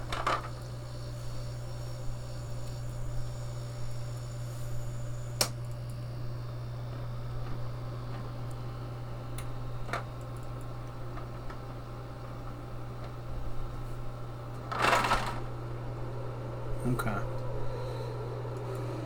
Just my ice machine dropping a thing of ice. Okay, so he'll attack you and hit you, but it just like his cheapo goblin spear and his weak arms can't bypass your breastplate, and he does no damage. Okay, cool.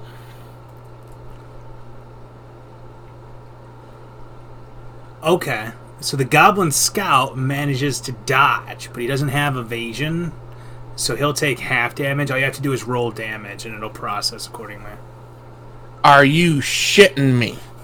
You guys have the most awful rolls for this. I'm so sorry. It's god awful. Alright. I feel real bad about that. Like, there's nothing I can do about RNG like that. Alright. Well, you do manage to, like, scorch them. Like, you hold a lighter to their arm, and it kind of burns. Yeah, ha ha ha ha ha ha. Feels real bad. Alright. Michael Shane. Well, since I'm standing, I'm going to try and do a full round attack on the big. Okay.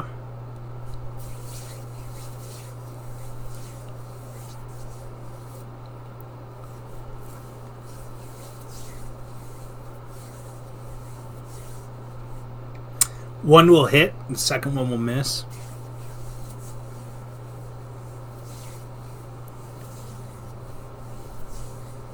Okay. Do you have a magic longsword, bud? Yes, I do. Okay. So you have. Oh, wait. ARP. No, I do not. No, I do not. I forgot I spent his money on a Armor. magic shield instead of a magic sword. Yeah. Okay. Okay. So then, longsword is 3.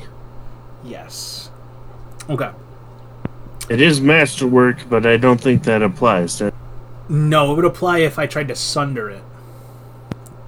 Okay. Okay, so what that does mean is you do 3 points of damage to Ganma. There is that. Yay, I did something. Okay.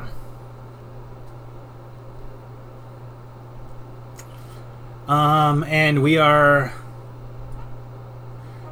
not at the end of round 61. We are on round 3. Sarek, your turn.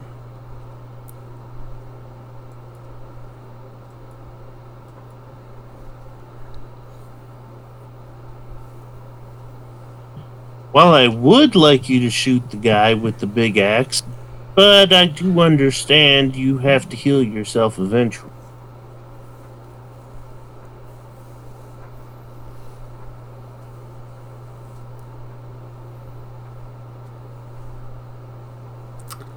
It feels bad, man. No ill effect, but you definitely miss.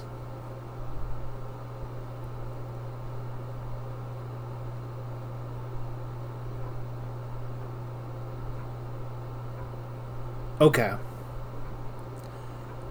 Are you attempting to hide?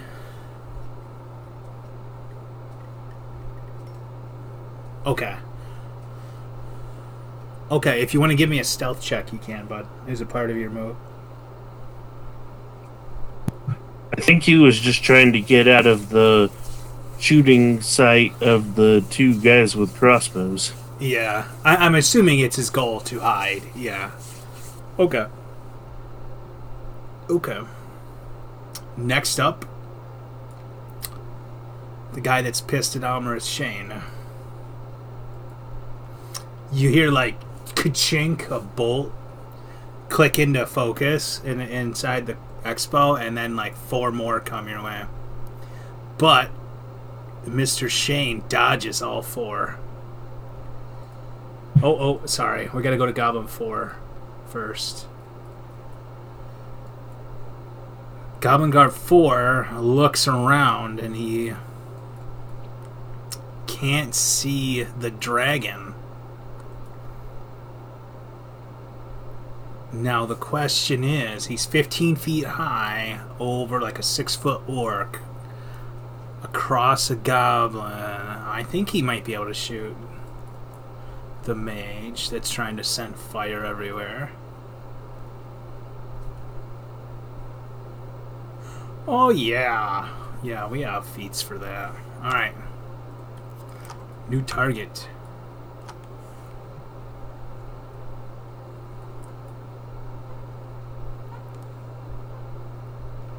Okay, so we have 3 hits, and the crit is not confirmed. Okay, and you have DR6, so we're gonna pull that off. That's a... Oh, I rolled the wrong thing. That's a 3 regardless, and that's a 3. So your breastplate saves you once again from damage, even though you take 2 shots. Goblin Scout. Goblin Archer.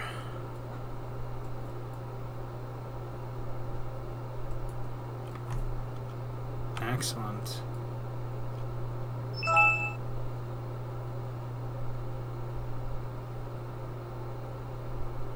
Feels bad, guys.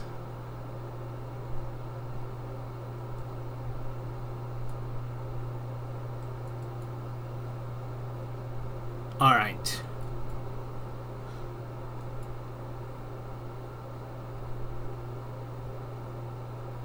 There's a hit.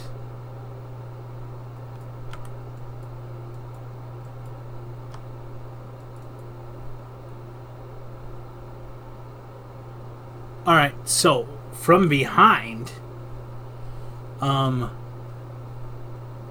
arrow flies out at Dayton and hits his armor from behind, but does not penetrate his armor. Elmer Shane.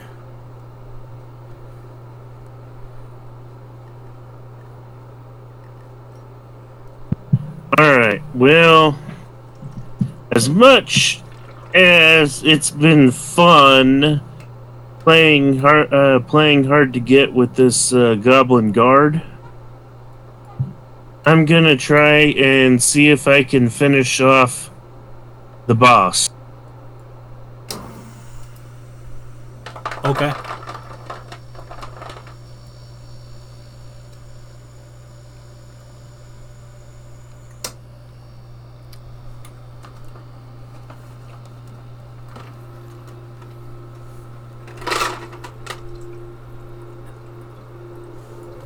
And that's 2 hits, right?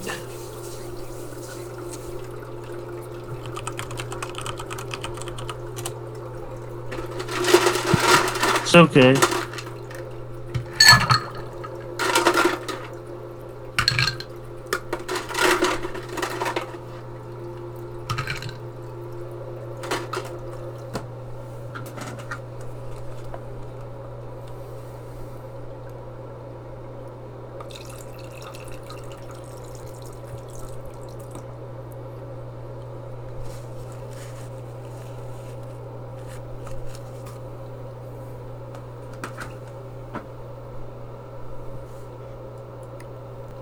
Okay. So you did 2 points of damage the first time, and you did 4 points of damage the second time. That is a total of 6 points of damage on Ganma. And it included 1 already? Okay. So I just have to add 4. Right? 2 and then 3. I need to add 5. 6, 56. It's not dead, but he's close. You hurt him. Okay. Goblin Guard 2. Can I shoot from over here?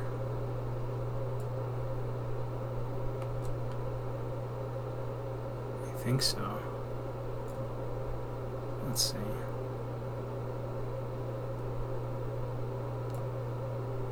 I can.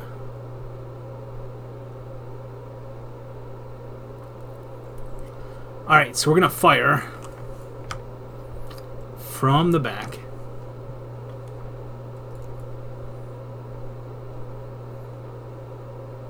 Alright, so a bunch of bolts go flying over your Denton's head, but one of them hits him. And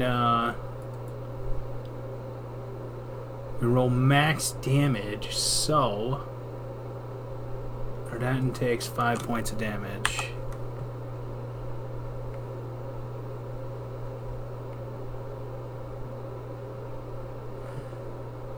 Yeah, they are.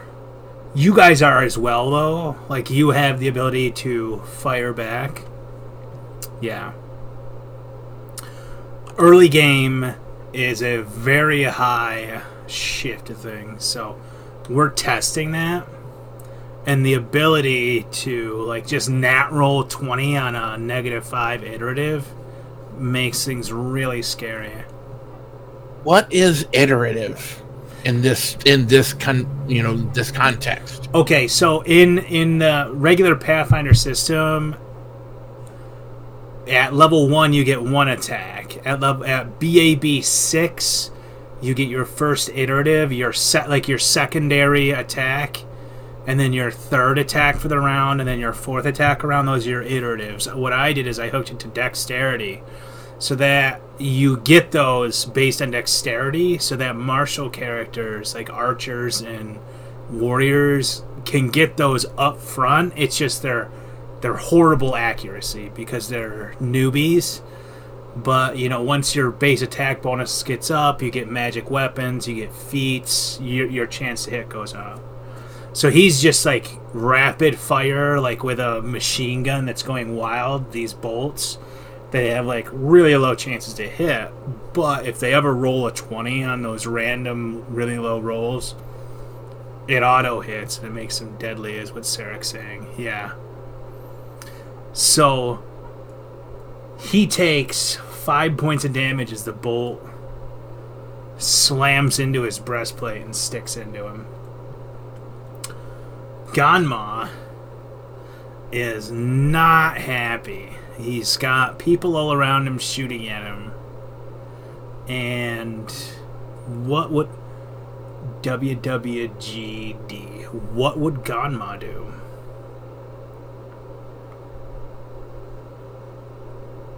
Well, he's an orc with a job to do that got screwed. So, we're going to go full orc ferocity, I think, is the plan. Michael Shane just hit him, right? Yeah, and so did his brother Almreth. Yeah, he's got people in his face that are in the way, and then someone just stabbed him. So we're going to turn on Michael Shane.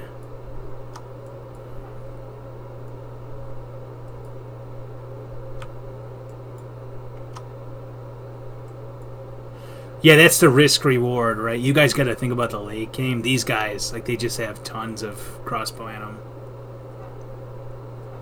What happens when you get thirsty? He chews on goblins based on his history. Well, the mug that never runs out has a daily limit, so technically you have enough water for the day with that. Alright, so Michael Shane. He swings his dual-bladed axe and misses Michael Shane. That can't be right. No, that should be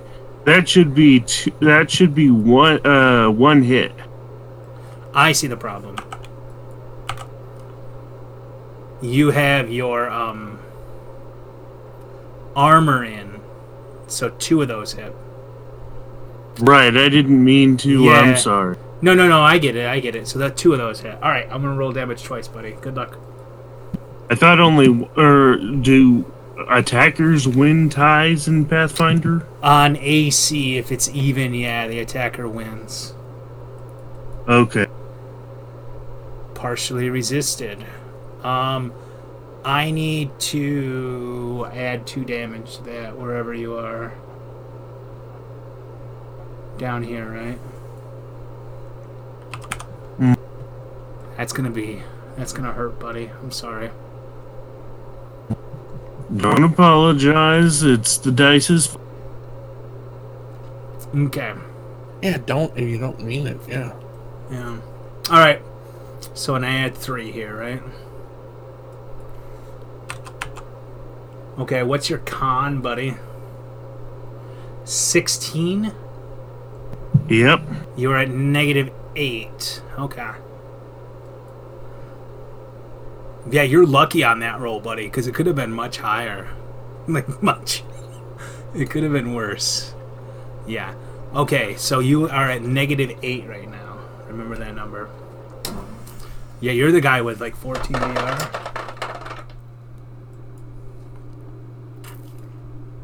Okay.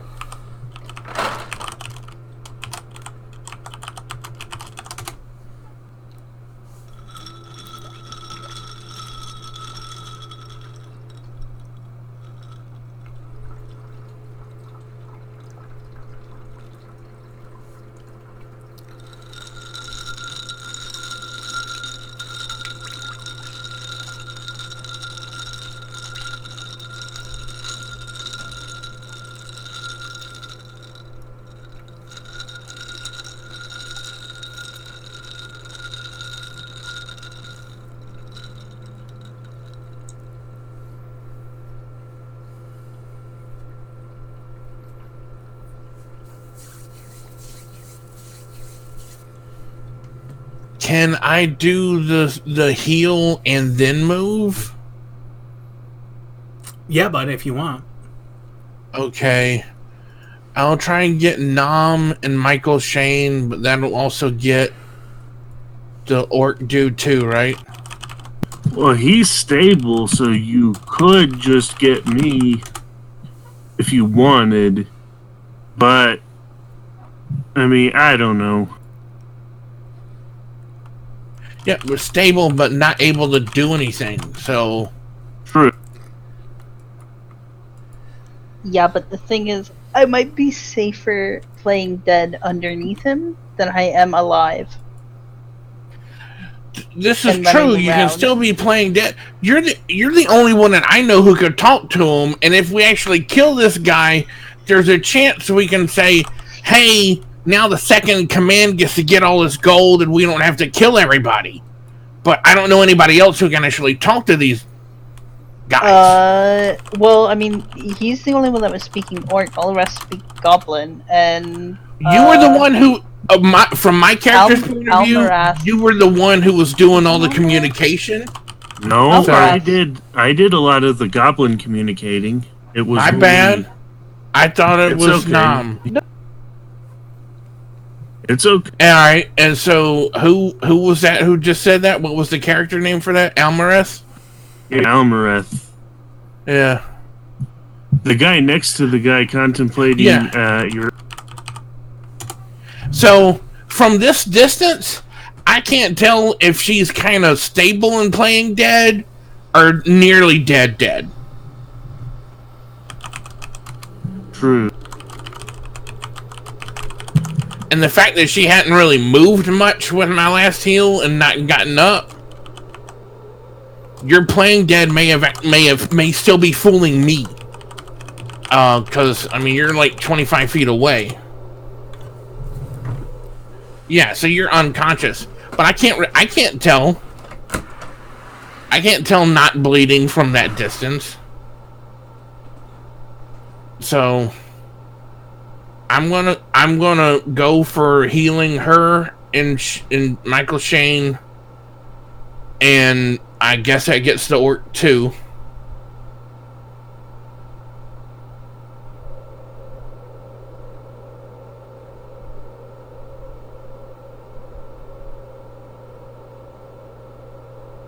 Hey!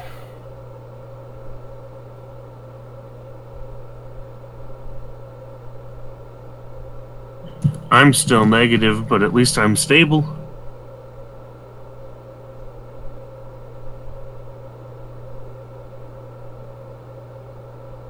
Pretty sure I woke up. And he will move around to have the building as cover and end his turn.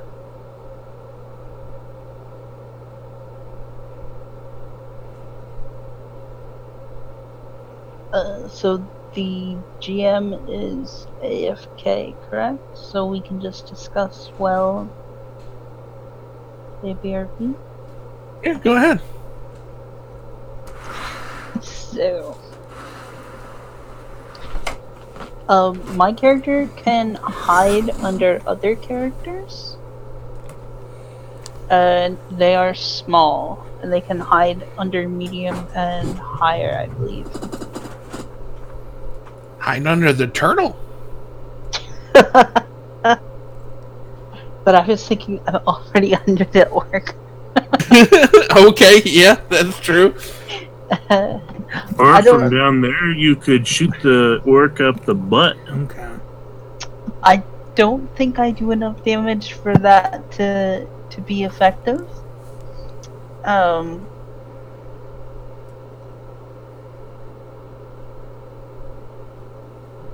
Fair.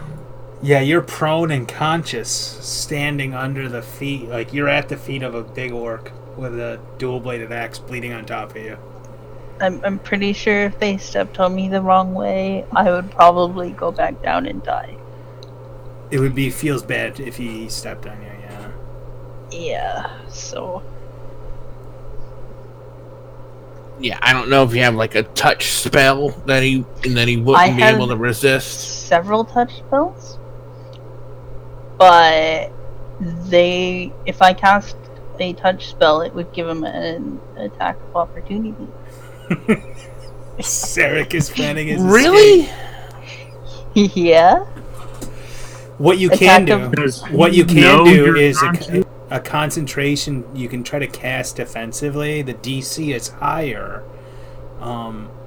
but it's not super high. You can try to avoid the attack of opportunity altogether, and if you fail the roll, you spend the spell points, but he doesn't attack you. That's an option. I mean, honestly, as a character that has been unconscious and he's just kind of ignored you, I think if he's looking a different way, you could probably try and grab his foot and he wouldn't know. But he's not looking, well, like he was previously, but now he's looking like straight at Michael. Oh right, yeah, because he did just kind of crush Michael Shane into the ground. You're right. I see. So I'm like right there. Yeah.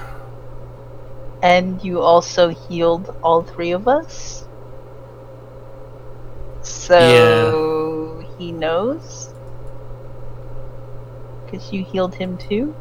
Yeah. It's not like he's like, what'd that spell do? Maybe it only heal orc. Yeah, he may not have any idea.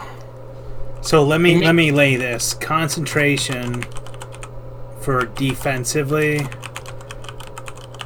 for a level 1 spell is what you'd be casting, right? Equals DC 17.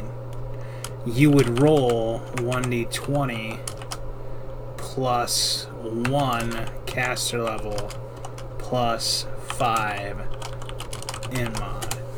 So you roll 1d20 plus 6. So you need to roll a 12 or higher for it to succeed. That's your odds.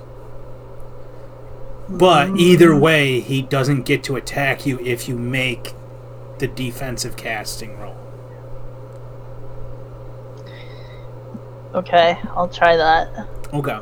So what you would do is you would just throw in the bottom left corner, there's a modifier box. Throw 6 in that box and throw the dice right next to it, the big like D20 dice. Yep. Okay.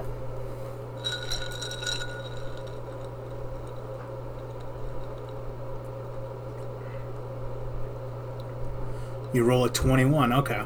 Now you can cast any first level spell that you know.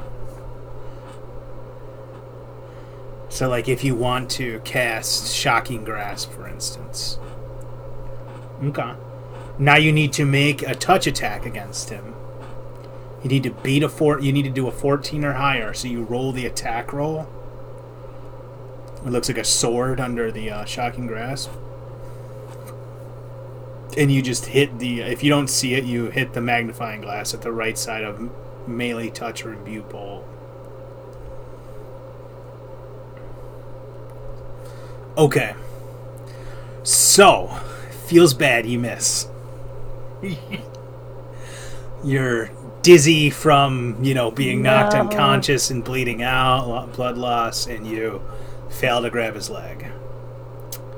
Sorry, bud. Yeah. But at least I don't get beaten in the ground again. True. Yeah, and you're prone, so like you have negative effects, so that can apply to -4 because you didn't stand up. Yeah. Which would have gotten you smacked down. So you gave it a shot, though. Okay. Next up, Goblin Archer 1, who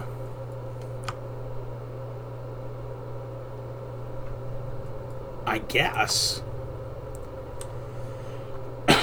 now that he's in position after climbing all over those roofs and finding you guys attacking his Lord and Savior here, is gonna fire at Michael or Elmerith Shane. Right? Yeah. And he misses. And he doesn't have the bolts that the other people do. So he is done.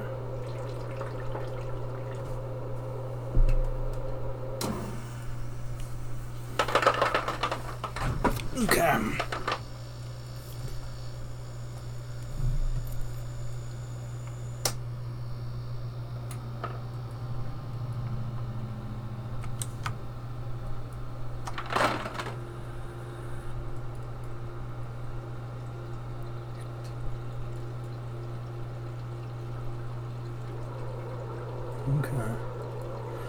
So the Goblin Scout near Blasnir hits, but his damage is resisted.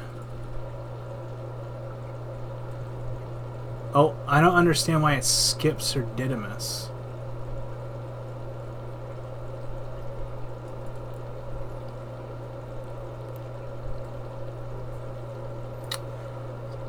Evian, your go, bud. I'm gonna try to go all the way to where the pole arm is at. Okay. Okay, so you were here, right? Yeah. Okay, so you would get an attack of opportunity from my boy here. And he's still targeting Blasnir, but we'll check it against you. And, we have to subtract your armor. 15? Okay. So he will miss. You're good to go. Okay. So you move and pick up your lance, right? Yeah. Okay. So your turn's done. And then my turtle's gonna attack. Okay.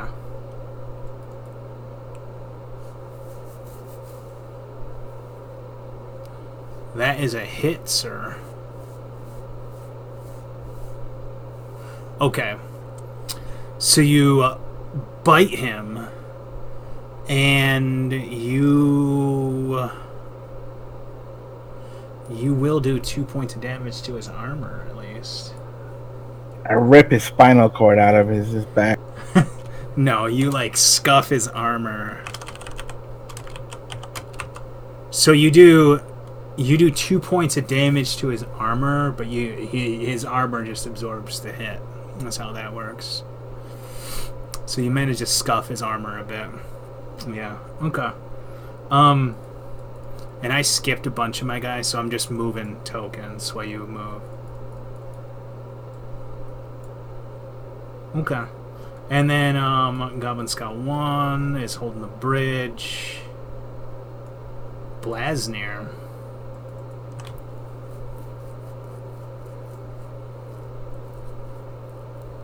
We're gonna do the same fire lance thing, so I'll let him do his attack on me.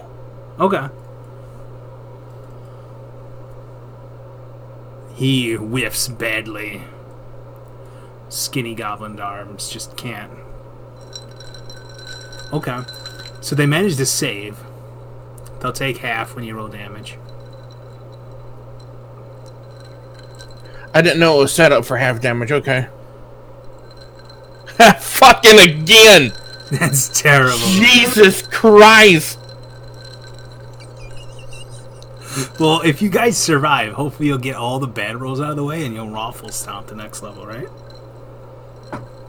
Okay. We should get more XP if we actually win this, because we've basically The laughing isn't helping these guys. Well, and the I'll put it this way: I have more encounters that you guys should be facing, and I just feel so bad for you. I'm not bringing in the other ones. Like there should be about 5 to 6 times as many goblins on the ground around you right now that you guys just bypass. Like, you bypassed a lot of XP. You should be close to level 3 before you even meet this encounter. So that's part of the issue. Yeah. Like Sarah can say, he killed a lot of goblins to get to this point last time around. Yeah. So, like, you guys had a creative idea, and you just tried to, like, renege on the deal, and now the orc is pissed. So we'll see if he can make it out. It wasn't reneging on the deal. It was giving a demonstration of how awesome the magic bag was. All right, Michael Shane. I'm unconscious still, Awesome. but I'm now stable with -2 hit points. It rolled for you. Yeah, that's good. I like that it auto rolled. All right, so we are at the bottom. Actually, it didn't. It was Erditon's heal spell. The heal. Excellent. All right, so the dragon gets to go. You can.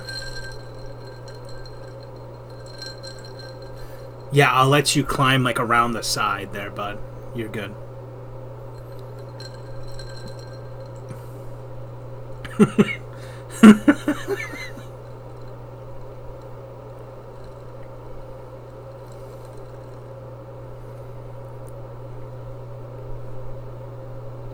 Two hits. 2 hits.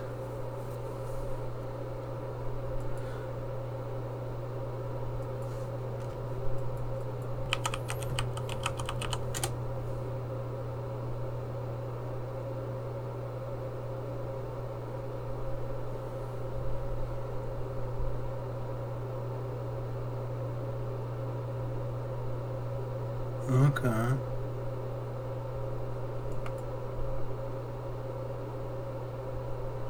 But since that's acid, I hope that brings him down finally. Let's scroll down to Ganma. So he takes 14. Ah, I see. So he takes 13. Total of 13, He yeah. takes 13. Okay. And let's reread Orc Ferocity so I don't, fuck this up. Are staggered at 0 points or lower. Excellent. Excellent. Where's my effects button? Staggered isn't on this list? What bullshit. It's fine. Doesn't matter. Yeah, that's the beauty of orc bosses at low levels, right? They're like, "Rawr, I'm bleeding to death, but I'm still good." All right, so he's in rough shape. And we move on to my Goblin Guard, right? We're at the top of the round. Okay.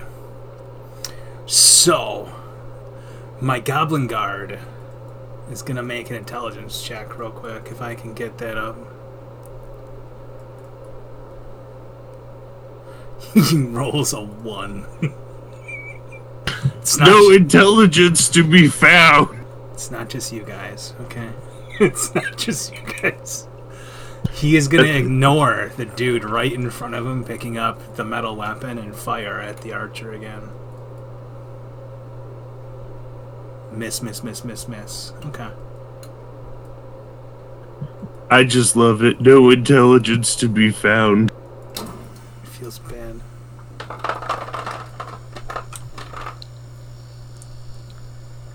Okay.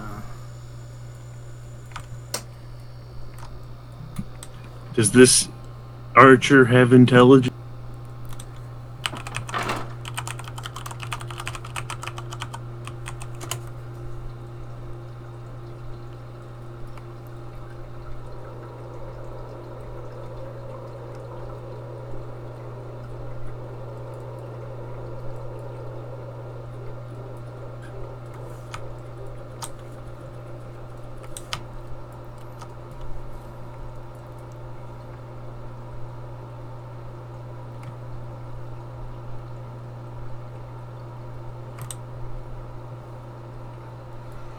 Sorry, my ice machine. So the goblin fires 4 bolts at the halfling, and the halfling manages to dodge all but one, and the one that strikes him just bounces off his armor. Okay. Goblin Scout. He's on a mission.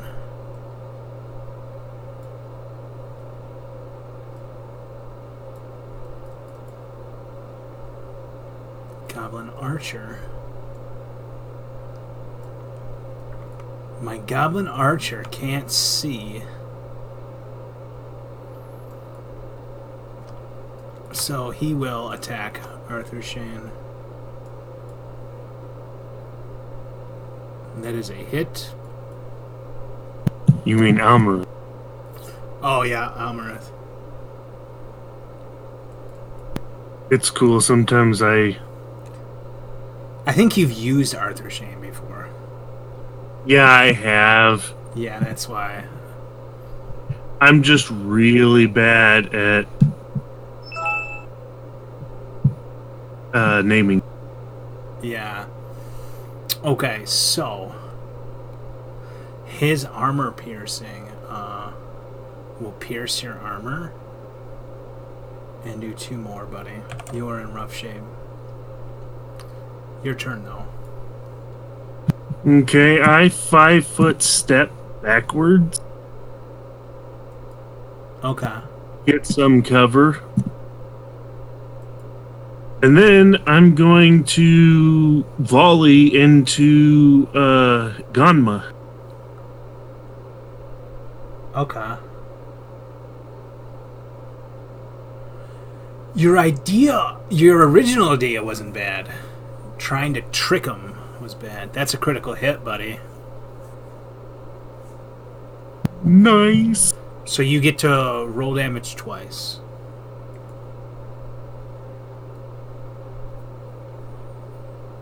Okay.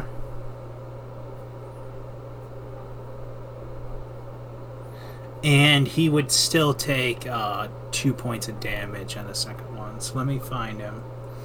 And then a 2. He's at 74. Let me check his con. He's still good, guys. Okay. We're fine over here.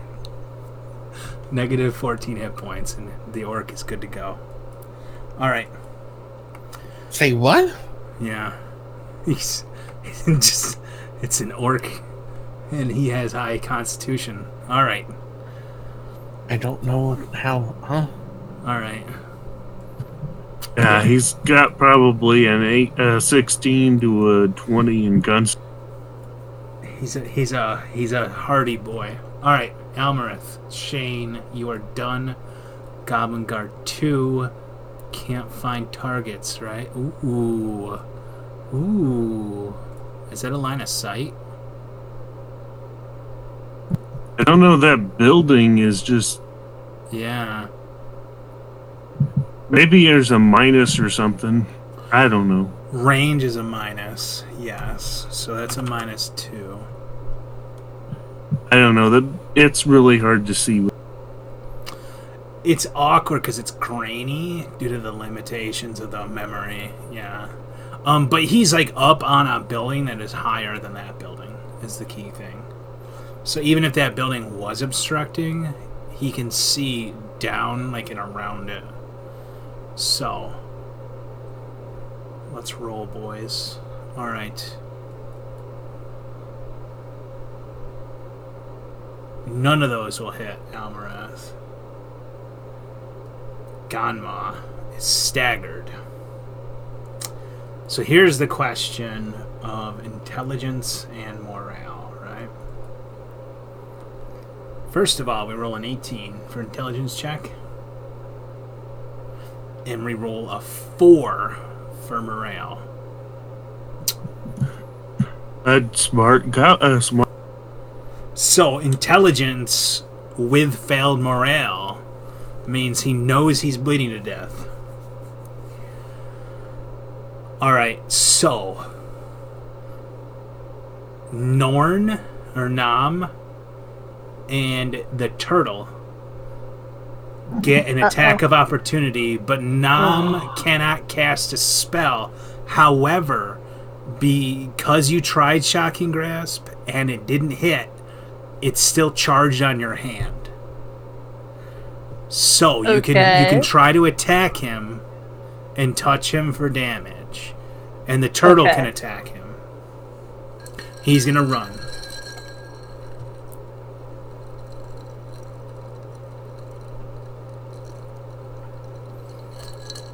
Sarek's having fun on the roof. Okay.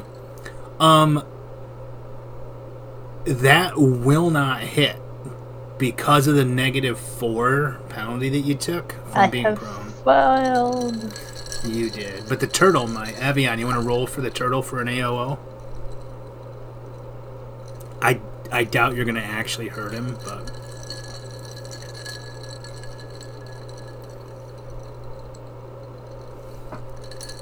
It was close, though. If you weren't prone, you would have hurt him, but if you stood up, you probably would have died. That seems to be the problem of the evening. Yeah.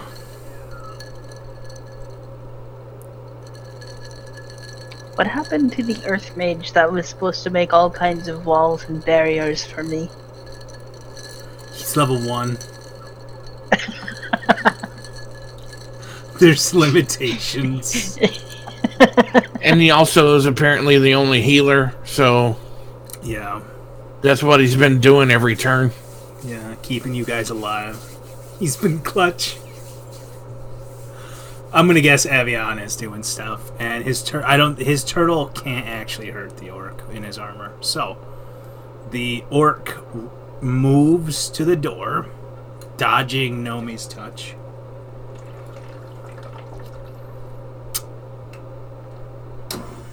But it's a good touch.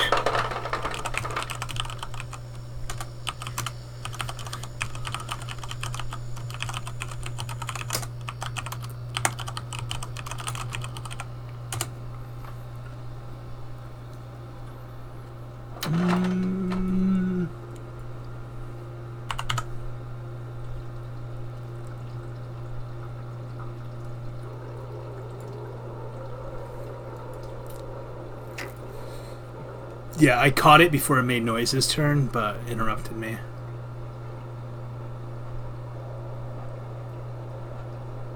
On your next turn, bud, soon. Okay. Are Nam and Michael Shane still within range of my burst cure and not hitting the orc now? Yeah. Yeah, you can hit them. And you won't hit the orc, yeah. Alright.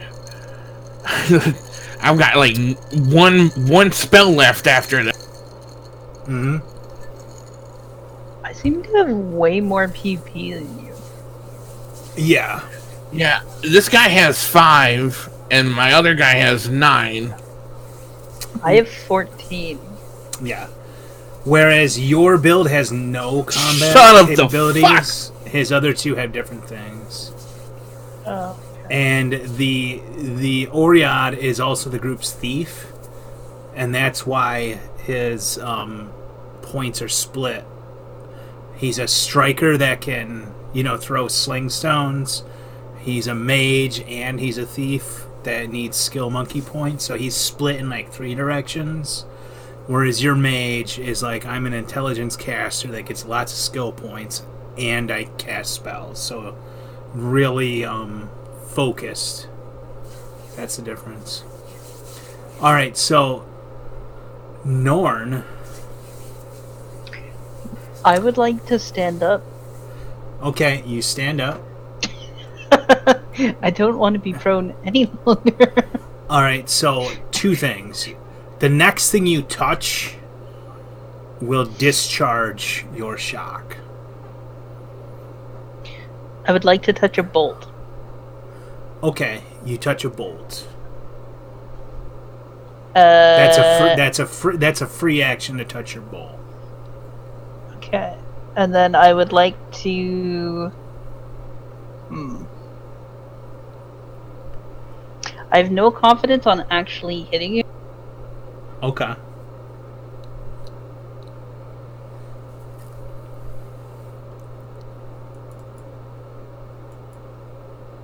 You do have a healing bolt, bud, if you want to heal yourself real quick. You can take a standard action and heal yourself for either 2d8, 3d8, or 4d8.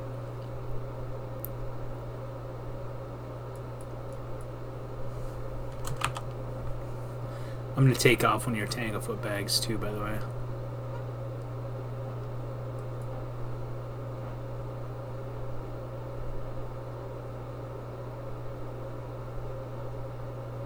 What was the 5d6 for, bud?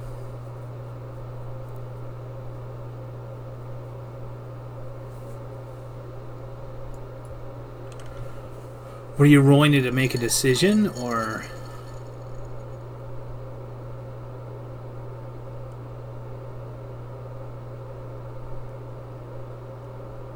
Maybe Discord crapped out on me. Hello? Hi there. Yeah, Discord crapped out on me. Sorry, no, that was me. I misclicked trying to figure out how to use the healing build. Okay. So you wanted to heal yourself, right? Yes. Okay, was that your one of your 1d8s? Yes. Okay, so just roll another one if you want to use 1 charge. Roll 2 more if you want to roll 2 charges. Roll 3 more if you want to use all charges. Nope, just 1 more. Okay.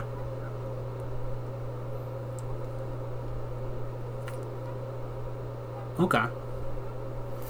And you are fully healed, bud.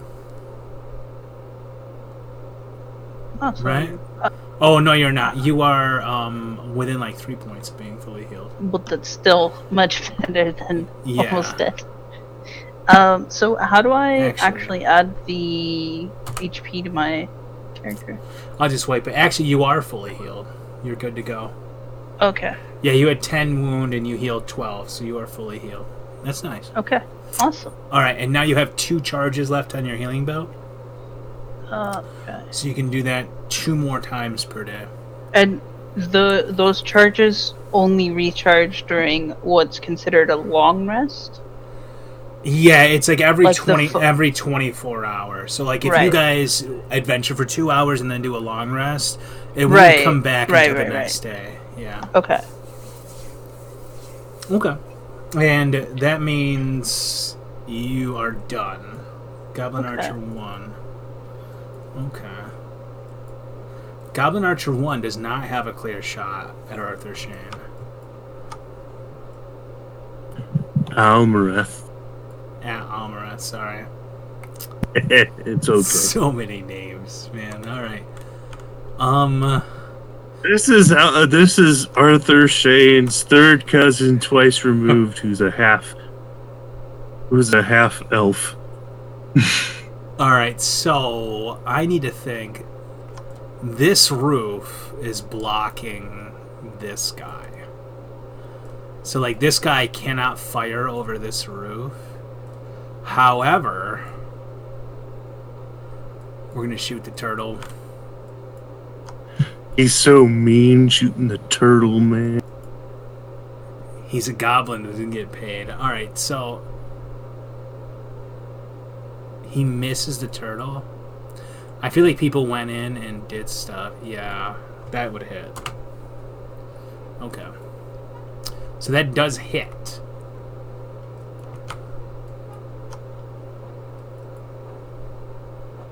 However, it just bounces off his shell. Okay. Goblin Scout 2 is in like a brutal war of trying to get through the fighter mage's breastplate. So he hits. But ooh, he will do 3 damage to Blasnir. Excellent. How? Because he has armor pen and the program does not calculate that. Oh, okay. Yeah. Alright, so this goblin guard takes aim and fires at the halfling.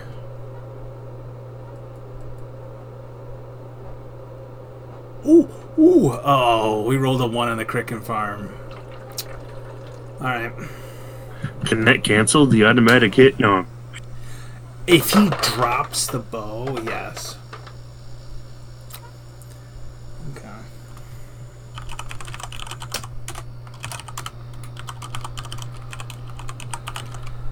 How much ice are you making? And are you All the sitting on ice. top of it? Yeah, he's making all the ice.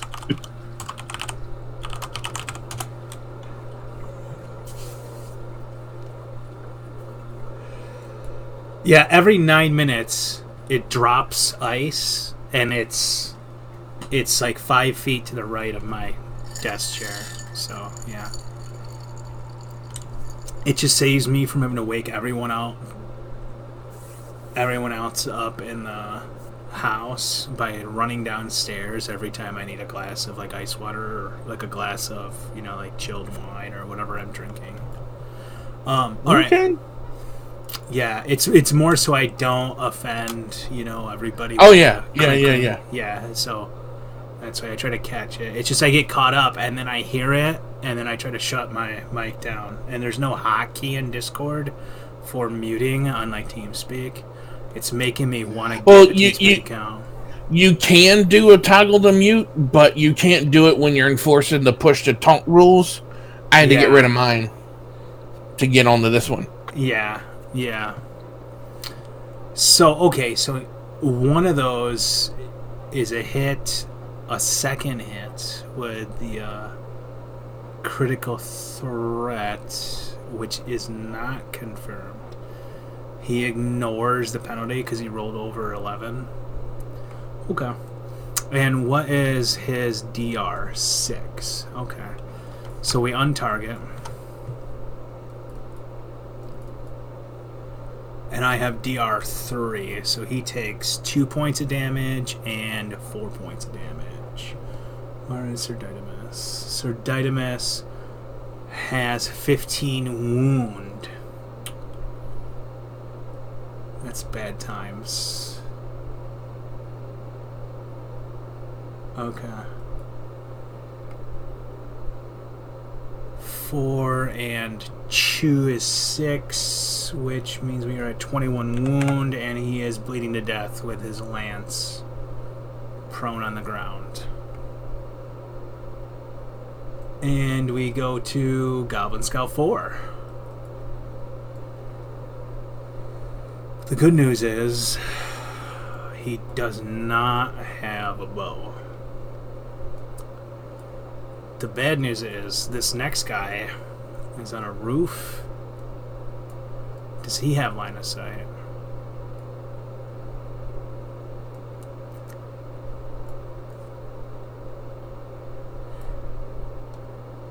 I don't think so.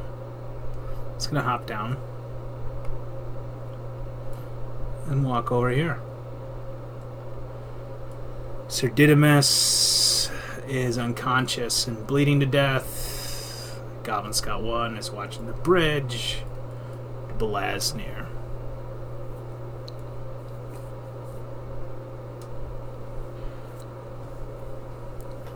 Okay. So, once again, I don't know how this is, if this is working or whatever. I'm going to pitch you the idea, and you tell me if it can happen. Alright, so I'm next to a house, and most of these houses are very much in disrepair. So, I would like to flame lance, which is a 15-foot line of fire, the roof of the house that I'm next to set it on fire. To the, like, do you want to do, like, this roof? To the, like, left of you? Oh, that roof. I'll let you do that, yeah. And then I make, like, an object reflex save to see if the fire pitters out or not. That's how that works. Okay. I mean, for what purpose, though? Because you might be able to kill Ganma if you hit him and do more than... I can't move, so I can't get in the range of hitting Ganma. Oh, is he more than 15 feet away from you now? Yeah, once, yeah. Yeah, my 15-foot line was barely hitting him before. What you can do is you can target him with a touch attack and roll 1d6. But the goblin will get a shot at you, which you have been conveniently mostly ignoring. And I'd have to hit with the touch attack, and Right. I don't know. There's nothing set up in here for rolling a touch attack. I don't even have any idea how that would work. I don't know what my bonuses are. I don't know any of that. I can guide you through that, but if you want to actually attack Ganma, you can do so with a ranged touch attack, and you would roll 1d6 and spend 1 point. So if you want to do that, if you would prefer that instead of just setting the house on fire, I'd prefer to know what the numbers are before I make that decision. Okay, let me run that through you. Okay, so 13 plus 1, 14. You need to roll a 10 on a 1d20. Yeah, that's not happening. But how do I how can we code that in under fiery touch so I can know for next time? I don't have any. I don't know what number A in Pathfinder and B whatever the system is. Okay, let me fix that for you real quick, bud.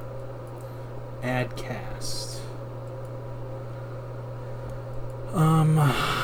Ranged touch. Okay, so this is melee touch. But I believe with your setup, with your race, you can do ranged touch. And it's all set up for you. You just roll the touch attack and then the damage. He gets a bonus to the touch attack too, doesn't he? It's just BAB plus 3, so it's a 1d20 plus 4 versus his dodge. Okay, I was gonna. Now that I know it's a +4. Yeah, I didn't. Yeah, it still doesn't show, but I'll know that for next time. Okay. Yeah. No, like I've been rolling 1 on every D6, so even if I hit them, it's not gonna do anything to them. If I start this roof on fire, there's a chance I may scare some of the goblins that are coming at us away, or just holding off a little bit, buy us some time. Okay. That's my idea. So I'm right, but you burning might a set roof. most of the town on fire too. The town that nobody's in. I'm okay with that. We're in. If the entire town goes up, Yeah, you might get- yeah. Right now, I'm okay with that too. Okay. Yeah, because surviving hasn't looked good since day 1. Fun hasn't happened yet, so the odds aren't in our favor. With like 3 of you already face down still. Feels bad, man. Yeah, and the laughing every time you say feels bad doesn't help. I'm sorry. It's just I've seen this happen, and I haven't rolled 2 on 2d6 twice in a row. yeah, I haven't done that, and so. it's unfortunate, but that's And then every that's on role-playing top of game. everything else. Yeah. yeah, it's unfortunate. Yeah. Okay. Yeah, Sarek in the last version, he was trying to tank the whole party, and he rolled 6 rounds in a row. He rolled ones. Dude, that blows. Yeah, it's just, and sometimes you roll like, three 20s in a row. It's just No, that hasn't happened, but I've had the ones. Yeah. It's just a thing, I think it was like landed. He rolled like 3 20s in a row and just rage stomped somebody or something. Oh, that's like cool. That. So like it's unfortunate that you guys are getting cucked today, and it's why I'm not just like oh, Ganma can just kill this dude and this dude and this dude all in one round. I'm tripping and switching targets. I mean, you've been helpful on keeping it from being as complete massacre as possible. Mm-hmm. So what do I do now? Do I roll the damage for fire on the roof, or do you check? Okay, I don't know what's. So what I'm gonna do is I'm just gonna roll a I'm gonna. Are you sure you want to set this building on fire? That's what I'm gonna ask. Yes. Okay. I'm gonna put a -2 modifier because it's decrepit and it's made of like hay and poor dried out materials, and I'm gonna roll 1d20. I roll a 6, which means it catches fire. Now you roll damage. Yeah. Fucking lovely. But it does mean that the house caught fire, so it's not going to immediately, start smoking and be a raging bonfire, but it has caught fire, and next round what I'm going to roll is to see if it pitters out, okay? And that's how it's going to work. So if I roll a save, it means that it just, gutters out. If it fails its save, the stuff inside is going to catch fire. Yeah. Okay, next. You are stable and unconscious. Feels bad, buddy. Sarek.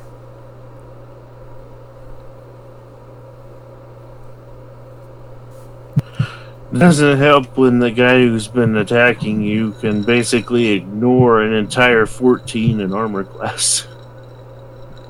Or in damage resistance. Yes, Eric. He's more than 15 points from you. Yeah, you guys skipped 2 levels of experience and walked on through is the issue.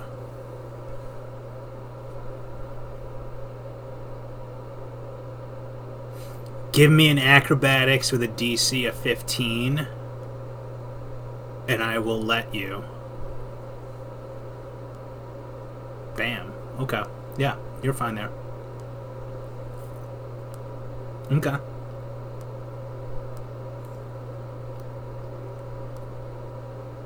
2 charges on your belt? Okay. Okay. You are only hurt by 1. Yep. Goblin Guard.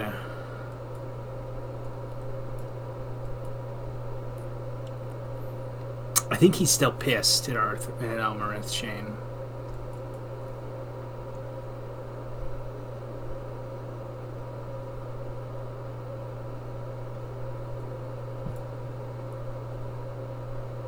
No does he effect. drop?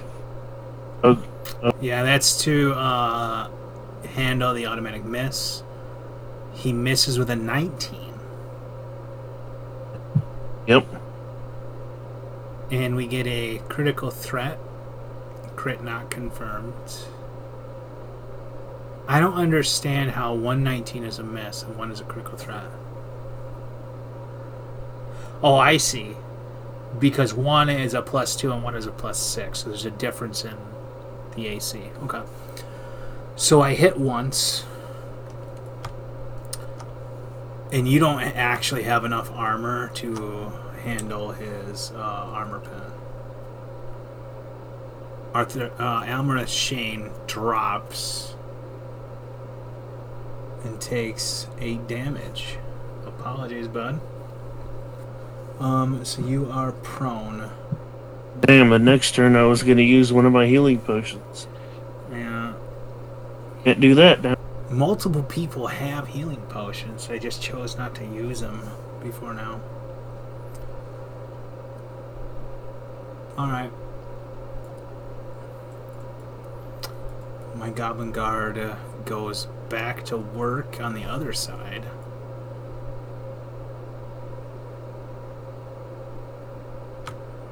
How am I targeting myself? He targets the lizard. Welcome back. 1 is a hit. 2 of those are automatic. Oh, that's right. Ignore that.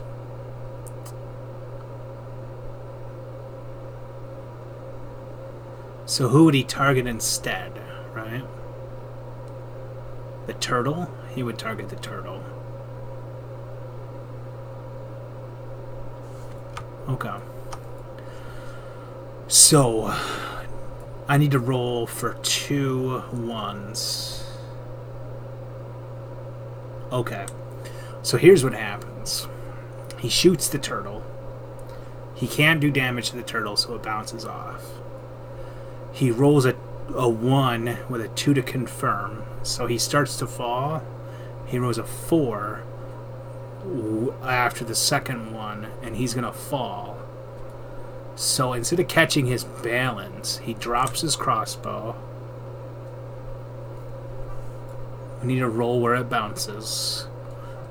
1, 2, 3. So the crossbow is going to fall into here. Can I do like a pointer? Yeah.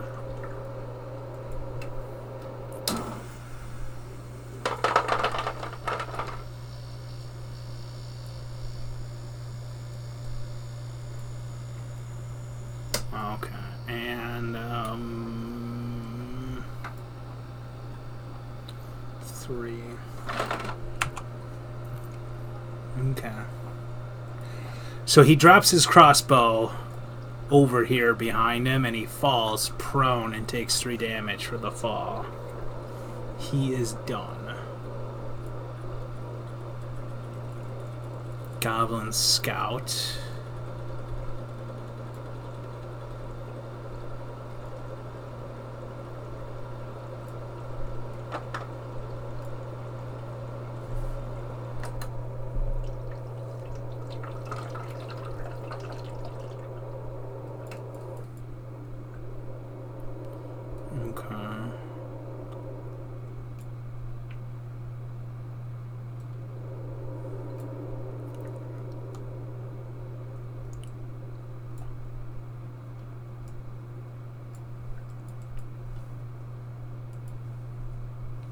And I'm unconscious. You're unconscious, bud. Yeah. All right. So we've lost targets. We're going to step down. I'm just moving all the units that you left behind you. All right. So my bloody orc has opened the door. He's going to step inside the building.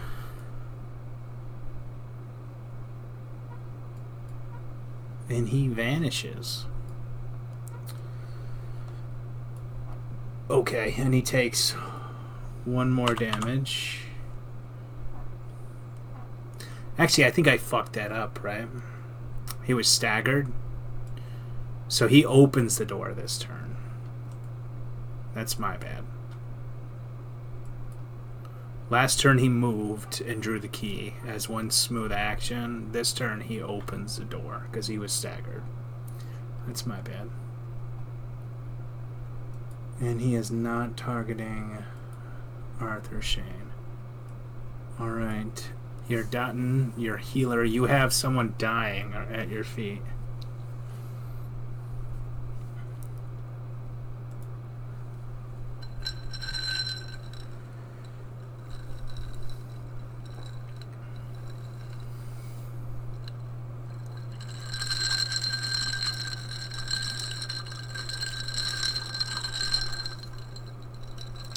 Yeah, I'll burst us too with my last spell.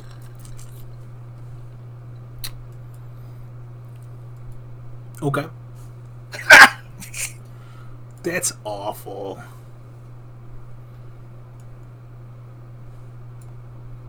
I'm gonna give you 3 more. I feel bad, man. Where is Almareth?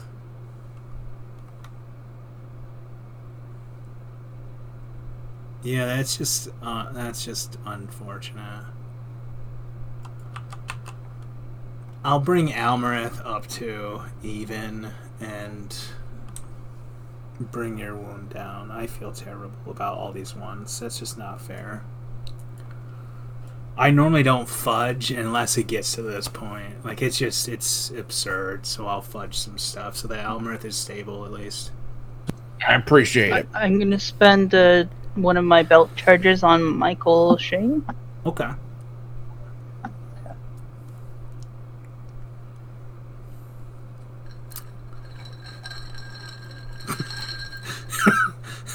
No, wait a minute.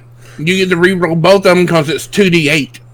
Yeah. Those were d10s. I'll let you reroll, bud. Oh my god! The odds of this are so unreal. Like, if you think about the odds of this many ones. Yeah.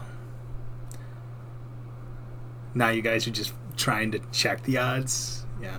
Alright, so you heal 5 on Michael Shane. It's just unreal. Like, I've been waiting for it to change. Sorry. Yeah, you can't help it. It's just odds. Alright.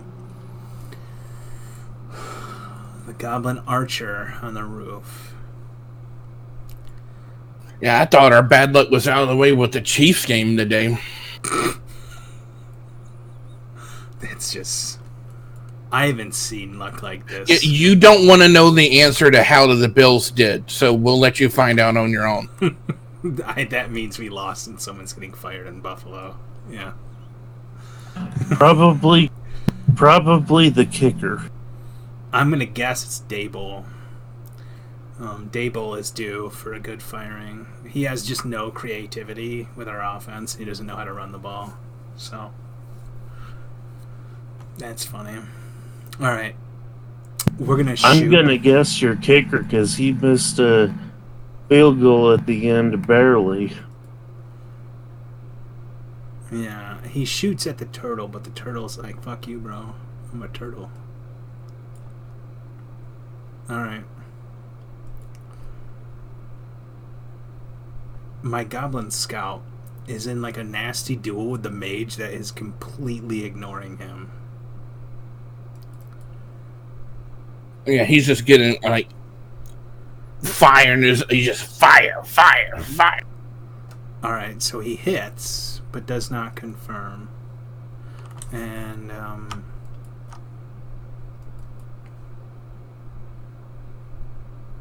He does 2 damage with the armor piercing, so you are like at like 50% hit points there. But he's hit you, I think, like the 5th time, so not bad for taking 5 shots to the chest. Alright, so this guy just put down the halfling, right? He is going to 10. It's about 30 feet.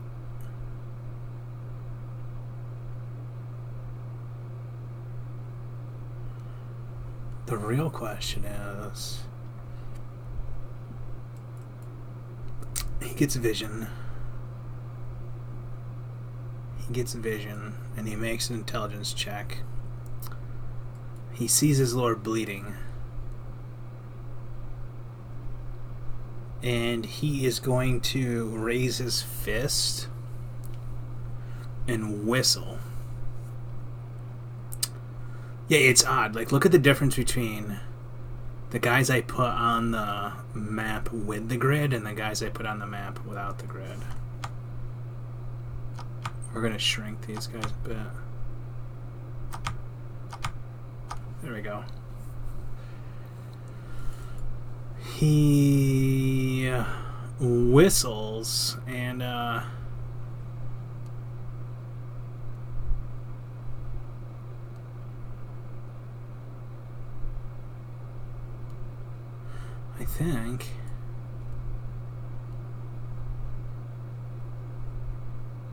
think that's the end of his turn.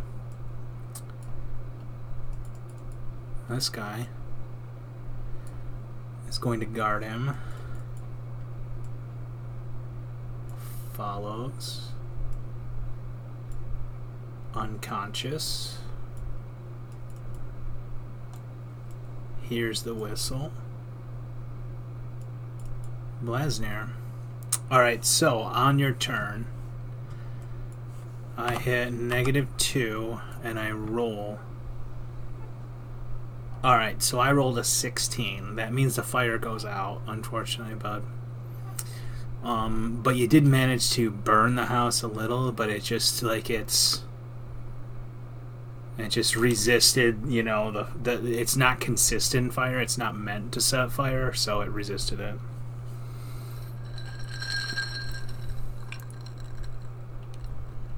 Okay.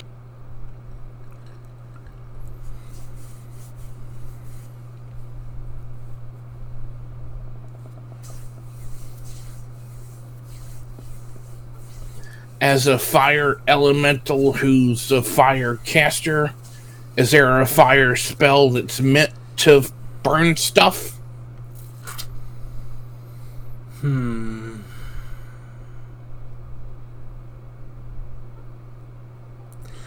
I mean,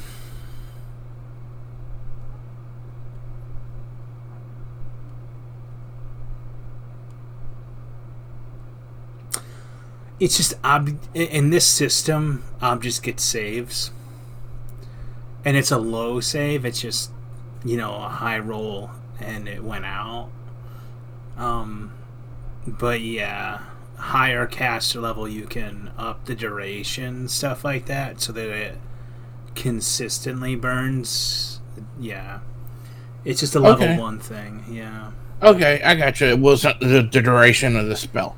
Okay. Essentially, like if you had like a 10, you know, round duration spell, you could have probably caught the whole line of houses on fire. Yeah, but you're a baby. Yeah, a baby mage.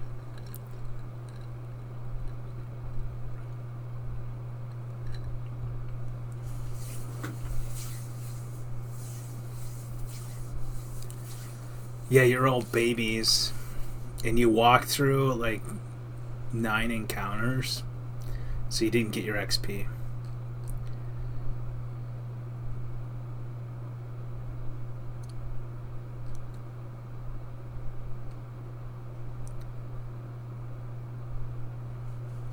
Well, I'm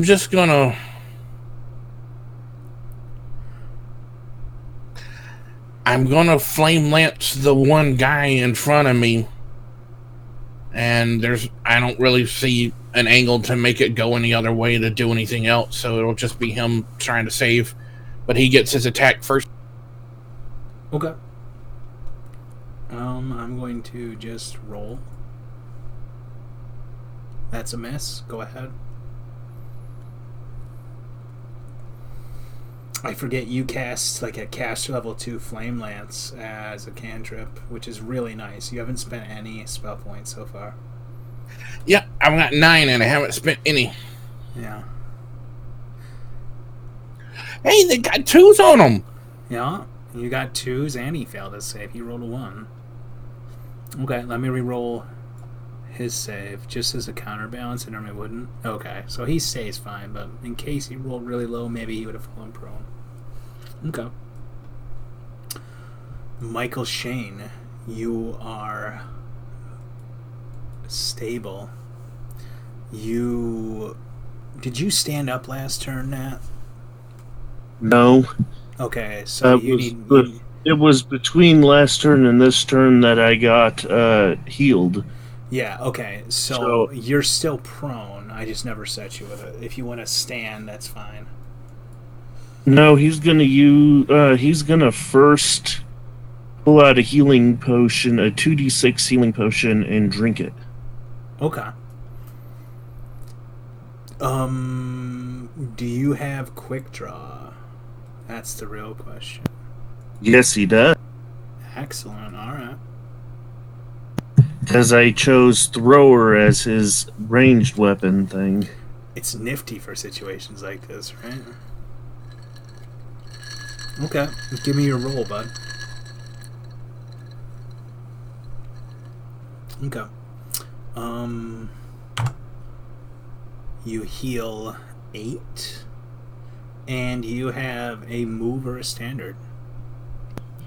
Alright, I get up then. Excellent. Alright. And we are to round 6. Go, Sarek! Kill the guy!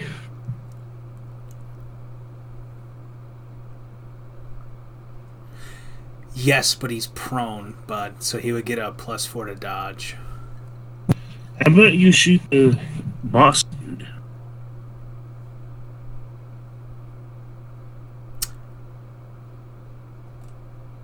Five, 10, 15, 20. He is like 30, 35 feet away from you, bud. If you move here, I'll give it to you.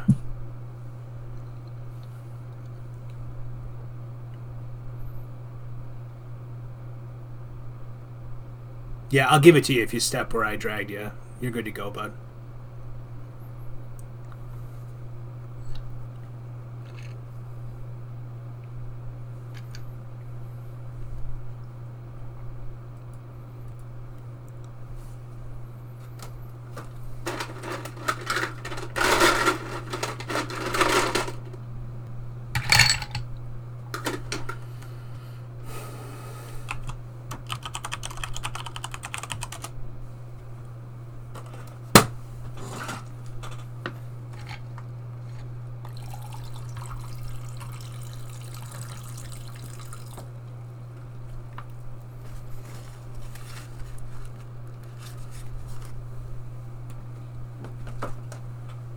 Does that finally put him down? Yes, he drops. So let me find him. We're gonna drag helpless prone. And he takes 18, 25. You guys have dealt 101 damage to Ganma today. Hey, he's dead. Okay. And we move on to his bodyguard, right?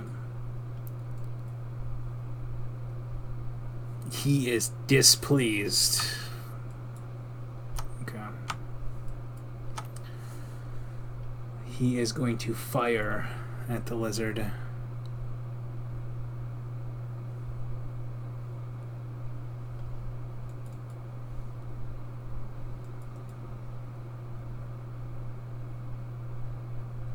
Okay, and you have DR2, right? So he bypasses that. +2 and +2. Okay. And the other guy goes. He stands. Weaponless.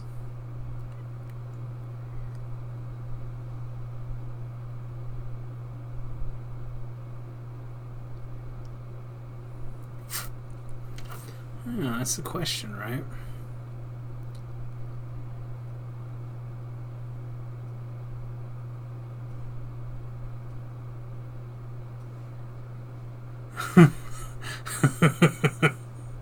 Alright, so you kill this boss.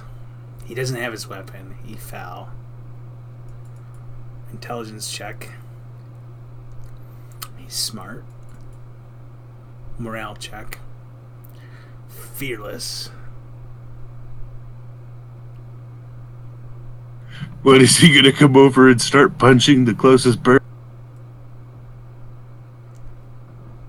He's gonna move over. The struggle is real, boys. Alright.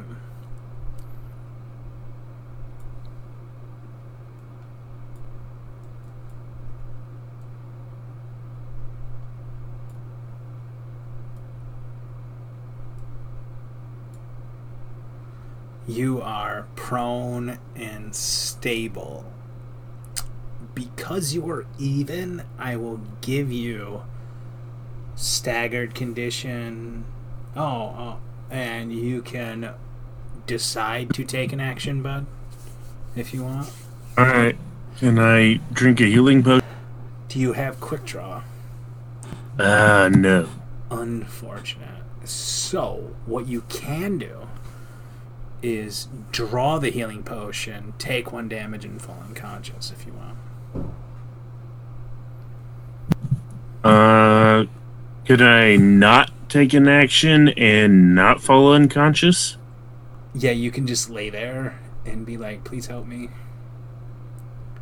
Help me, help. Yeah, you can do that. Okay.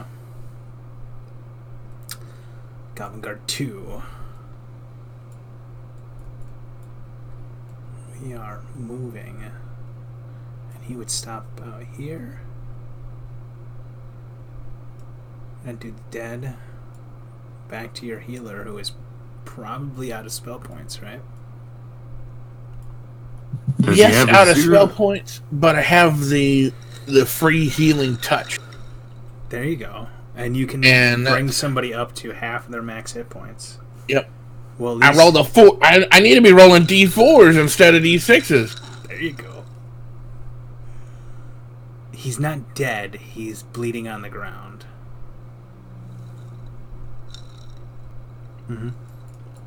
Okay. So where is Elmareth in this mess of units?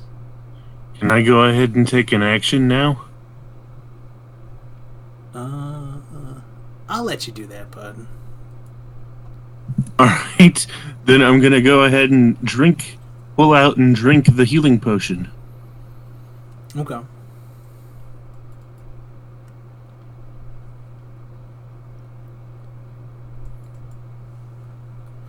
Okay, so you heal 5. You guys worked hard for this. Okay.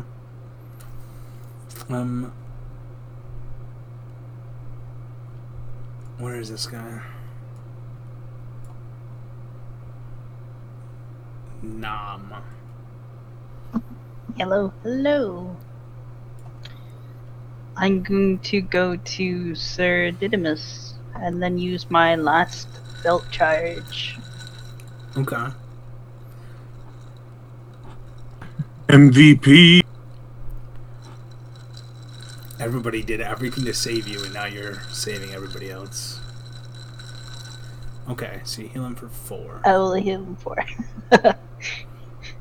That's Hey, even if you don't put him positive, that's enough to he's stable. stabilize. Yeah, So you stabilized him. Okay. Okay. So you have no more bell charges. Where's my archer at? See the light. You're conscious. That's the important part. So you're staggered right now. You can act the same thing. Goblin Scout. You do not have healing belt, but you and your mount have a bunch of potions on you, by the way. Yep, I have 10. Yeah. Alright, so the Goblin Scout sees his leader dead and sees everything going to shit around him. So the turtle and the mage both get an attack of opportunity on him as he tries to run.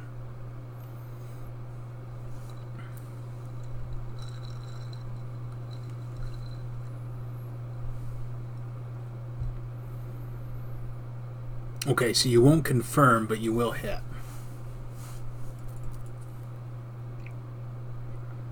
Okay. So he dies horrifically. The turtle puts him down. I'm gonna just get Go him turtle! out of here. Yeah, it's different when you're attacking somebody in like plate armor, when you're attacking a goblin with like no armor. Okay. Goblin Scout 2 dies. Sir Didymus. Okay. So like I told you before, I set you up with quick draw feats as a thrower. You didn't choose like a ranged option. If you wanted to keep being a thrower now, you would be able to quick draw a potion and drink it before going unconscious. Just an FYI. No, I'll just stay here. Just gonna chill. Alright. Really don't want to be a thrower. Okay. Goblin Scout. Okay. I can lend you some javelins if you want to be a I did have like 150 pounds worth of pilum on him and his mount earlier, but I got rid of him because he was just like overwhelmed with encumbrance. Okay, Blasnir.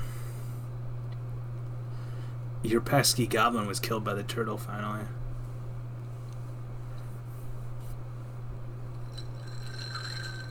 Yep.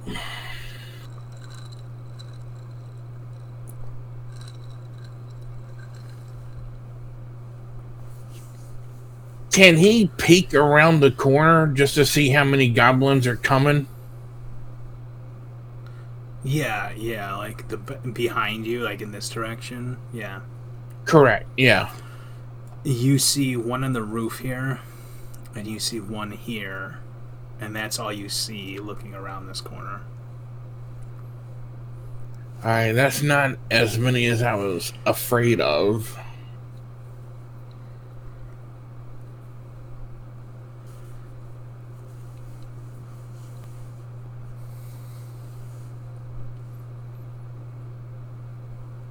So he'll step back around, keep cover.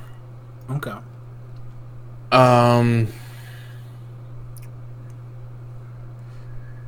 And one of the the orc guy's dead, but one of the other guys that fell down, he's still alive. Yeah, he's standing over the orc's body right now. He's alive.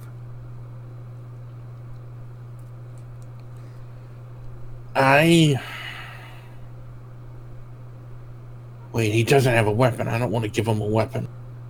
It's about to throw a hammer at him that he could just get up and do it.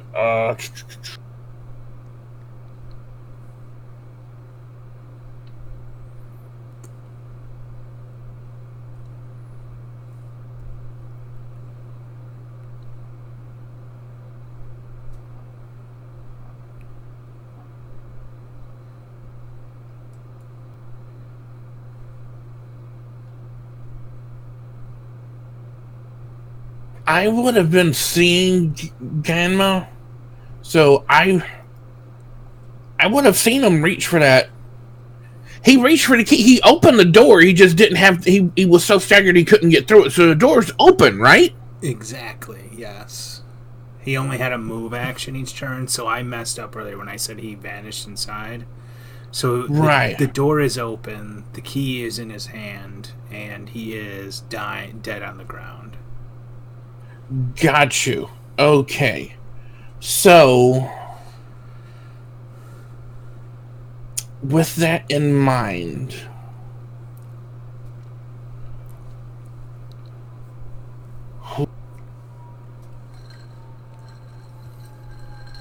Desperate plans, boys.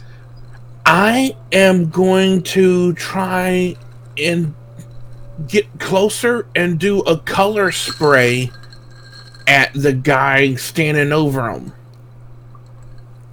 Okay. You would need to move here. Move me where you. I clicked it. My bad. Go ahead and move me wherever you want. Yeah, you need to move here, and then you'd have 15-foot reach to grab him. Yeah. Okay. So I'm targeting. Yeah, and you just roll the save button. Okay. Just with them kind of stacked, it was hard to get targeting the right guy.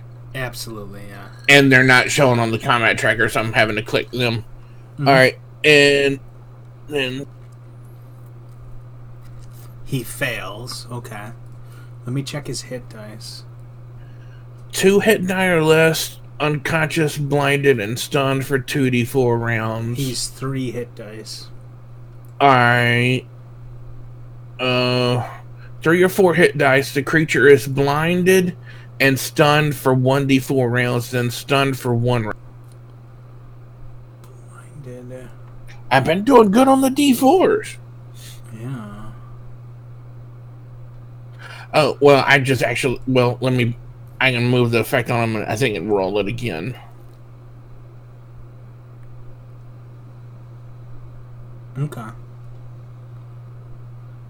Yeah. Okay. So he is And that's my blinded and turn. stunned, and then one of those vanishes next round. Michael Shane. All right, I move forward, and I may be lawful good, but this is full-scale war right now. I'm going to attack the unarmed blind. Sure. Yeah, that's your first spell point cast right now because of your Mhm. racial setup. It's pretty nice.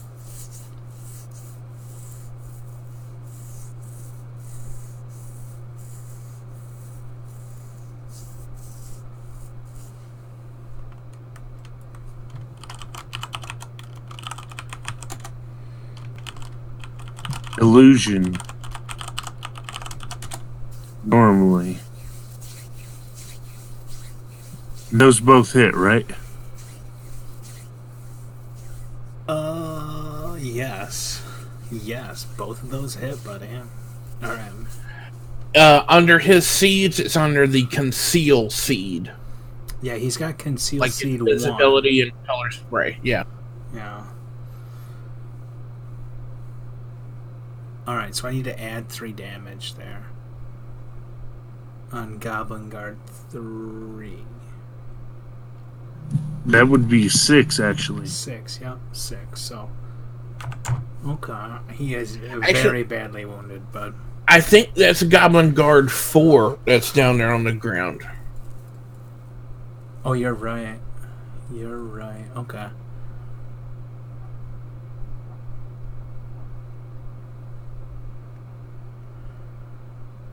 That's my bad. 24. No, it's completely understandable with so many of them around. Yeah.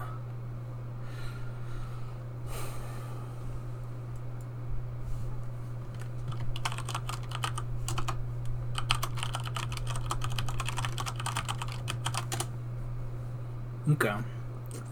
Yeah, just chatting with Sarek about how very different this is from previous iterations. So congrats on being original, guys. It's just you've had a rough go of it with bad rolls and stuff. Yeah. Hey, we could end up still murdering a ton of goblins if we win this fight and heal up and decide to kill all the.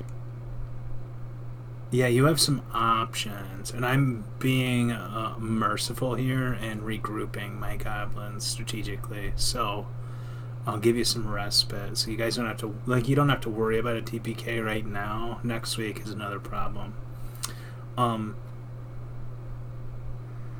Yeah, Nomi. He's got to crash for the night. He's an hour ahead of us, and he's got to work in the morning with kids and stuff. Oh.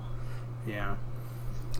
So it's not a lot of our damage. Yeah, like it's 10:19 for me. It's 11:19 for him, and I told him he can go when he needs to.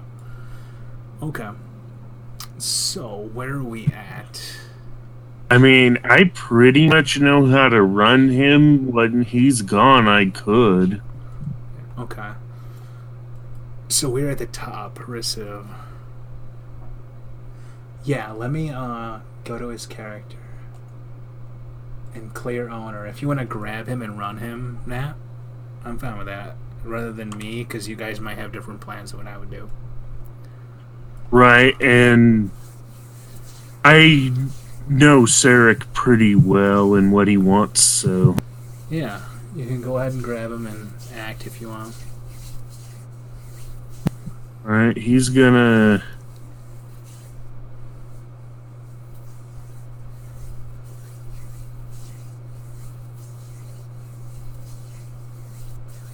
Is that 25? You're within spitting range easily, yeah, because he was able to spit from the roof on the orc last turn, so yeah. The issue is if you're on the ground, bud. Oh, that's going up. Oh, you're attacking the guy up. Yeah, I gotcha. Yeah, that would be too far, but you could attack the guy on the ground. I thought we were just making this dude's life extra miserable at the end. Blind, getting the shit beat out of him, and then acid spit on him from where he can't tell until he dies. Just a really rough way to go. Okay, so you confirm a critical hit. Yeah, the blind and stun really fucks this dude over. He can't dodge or anything. He's dead. Yeah. He's donezo. Alright, so you clear the doorway, right? Because the doorway is right here in front of him. And you can see in. It's like a gatehouse that steps into a building that's about, like the roof is about 10 feet high. So the edge of it along here where these guys have been standing on is 5 foot higher than the actual roof. It's like a house built around a tower. Inside here,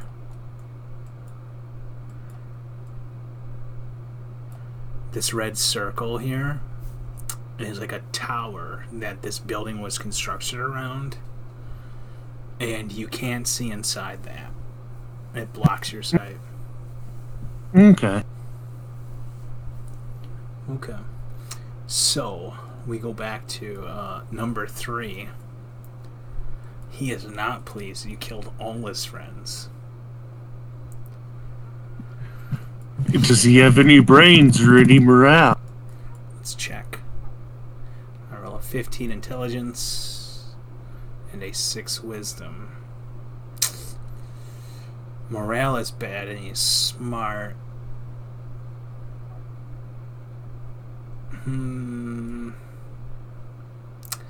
I'll yell at him in common. I don't know if it'll do anything. I'll be like, if you want to live, you can hop down and run away.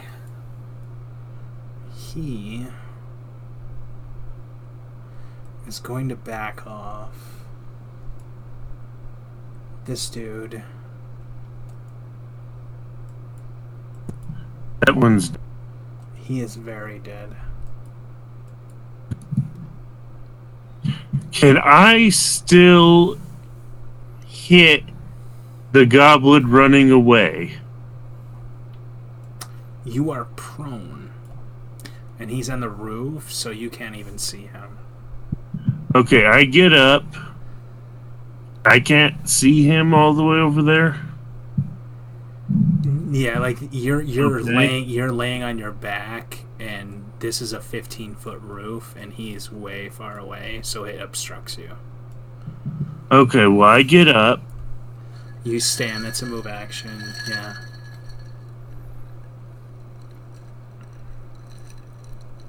My 5-foot step. You can't stand and move. Oh, okay. If Can you I were if you see were the to goblin archer? not from your position, no, because there's like a house in front of you and stuff.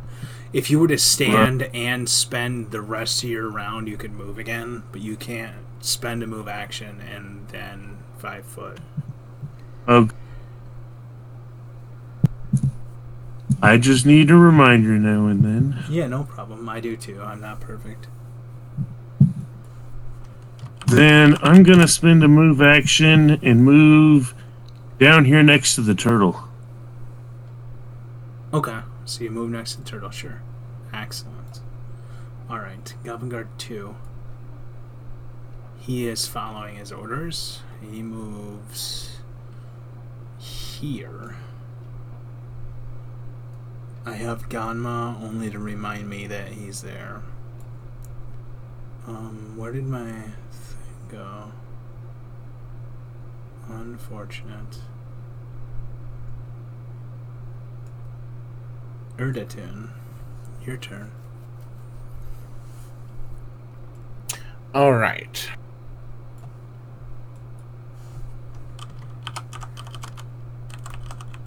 Full move to this area.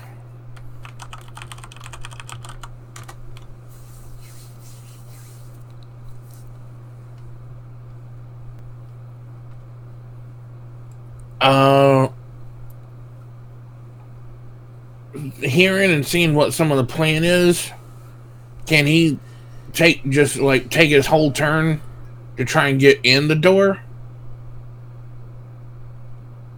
Let me. So, like 5, 10, 15, 20, 25, 30, 35, 40, 45, 50, 55, 60. Yeah, you can move to the end of my arrow there.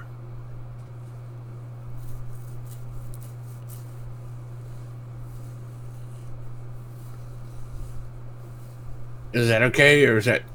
Yeah. Yeah, that's fine, bud. Alright, and that'll be his turn. Okay. Nam can go. Oh, crap. I thought Sir Didymus was up. I apologize. I'm gonna he's mage stable. hand that key, Okay. and then can I assist my friend in getting up any more than I already have? Like, can I do a heal check? Or no? Since I already used mage hand as my main action. You have a move action left after casting, and assuming Right. you are going to put the key in your pocket, Right. that would be your full round. Okay. Yeah, so he's just laying there at the moment. But yeah, you can grab the key as a cantrip and then tuck it in your pocket as a move action and be done if that's your action. Yeah. Yep. Okay. That is what I want to do. Okay. So I've got a Goblin Archer here. Let me see if he is intelligent. Net 20 intelligence check. This guy is Einstein. He puts away his bow and he climbs down. And he moves over here. Okay. Goblin Guard 1. he is going to whistle loudly and in like a fluctuating range that seems to be like a bird call. And then he moves into the trees over here. That like green spludge on this map because it's low res. And these guys follow him. Okay. Sir Didymus, the prone and unconscious. Well, here, prone and conscious.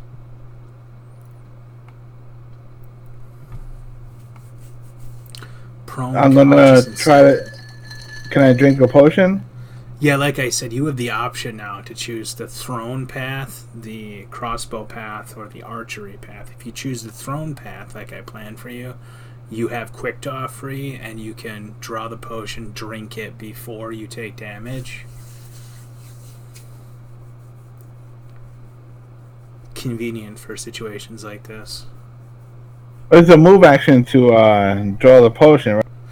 Unless you have quick draw, which you have the fee tax option to go the throne route, which will give you quick draw, which I had for you, or the expo route, or the bow route. So if you want to drink the potion now, you can choose to go the throne route, and I'll kick those feats to you, and you get quick draw. Do I have room for another feat, or I'm full? You like wiped the feats out, and I'm just saying you have an option of one of 3 menu options: throne, crossbow, or bow for range. So yeah, it's free. You can pick up quick draw, deadly aim, and point blank shot for free right now if you want, and then you can heal yourself with the potion without going unconscious. And I keep my feet, the ones that I have now, right? Exactly. Okay, I'll take that. Yeah. It's convenient having quick draw.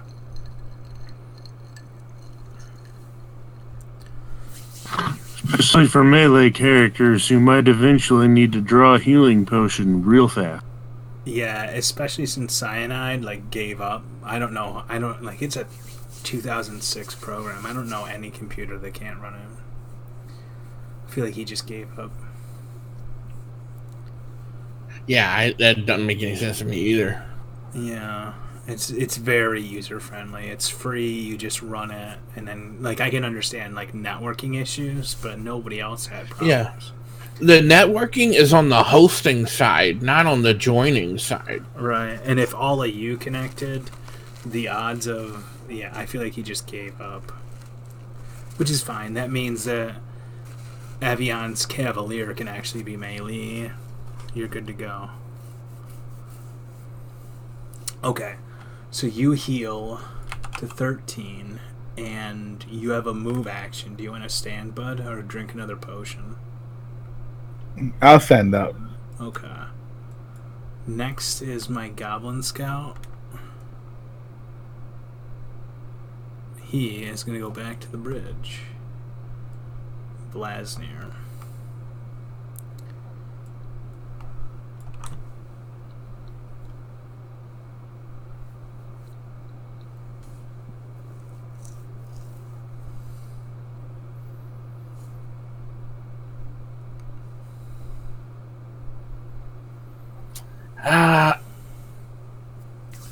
He can't leave his friend alone. He was gonna go help Sir Didymus up, but he seems to be up with a potion.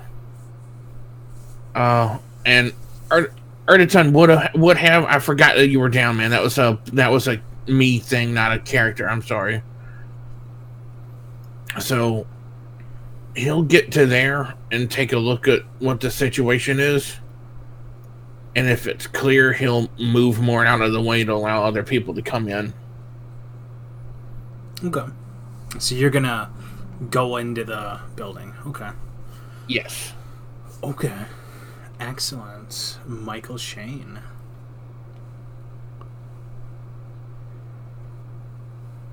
All right.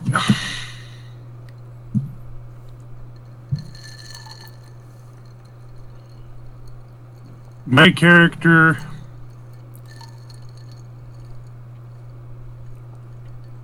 is going to move here and glare menacingly with an intimidation check on the goblins to the southwest that are already seeming to run. He's just making sure they know he means business. You're gonna glare menacingly at them as they move into the forest? Okay. Excellent. Alright. So you kill their friends and you glare ominously at them. Excellent. Alright. Top around 8 is the lizard. Alright, he's gonna jump over to the roof of this building. Alright. If you want to jump, I'm going to need an acrobatics check, and that is a 15-foot jump, buddy. Let us check the SRD. There's a skills page somewhere.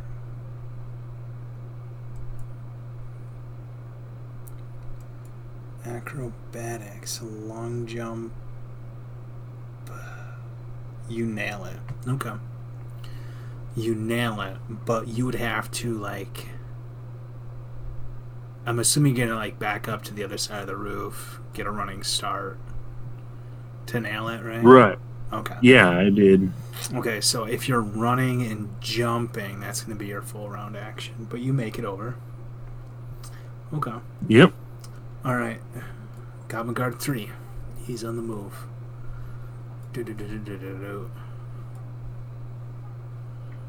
And we're gonna clear his targeting.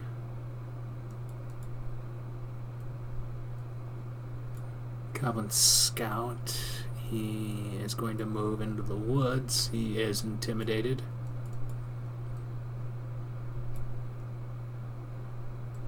Almarith Shane.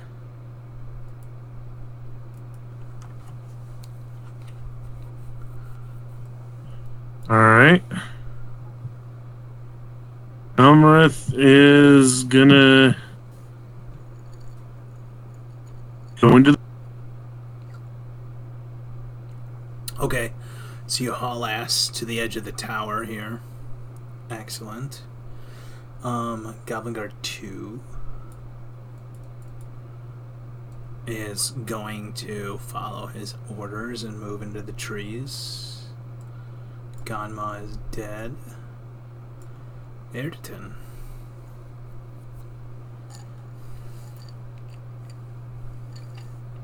Just getting a refill, guys. We'll move to the side and wait for more people to get in.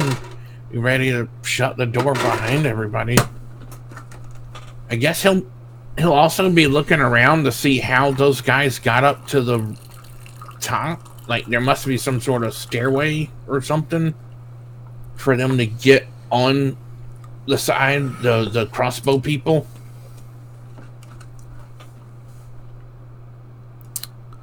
Okay.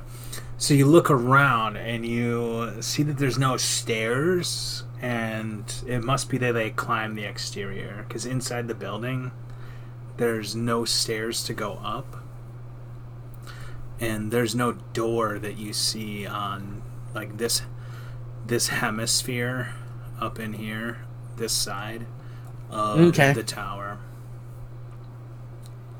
Okay, so Nam.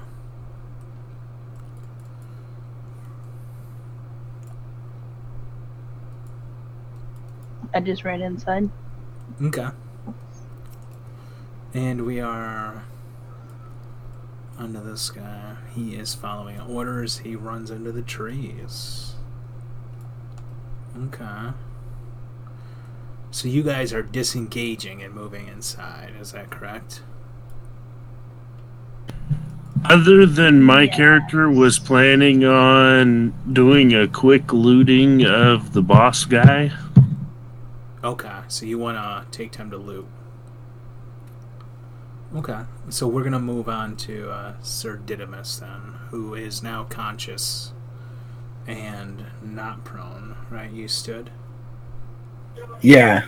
Excellent. All right. Are we still fighting somebody? I don't think so. It looks like you're both sides are disengaging. I mean, unless you want to run into the woods. I'm not gonna stop you if you want to run into the woods.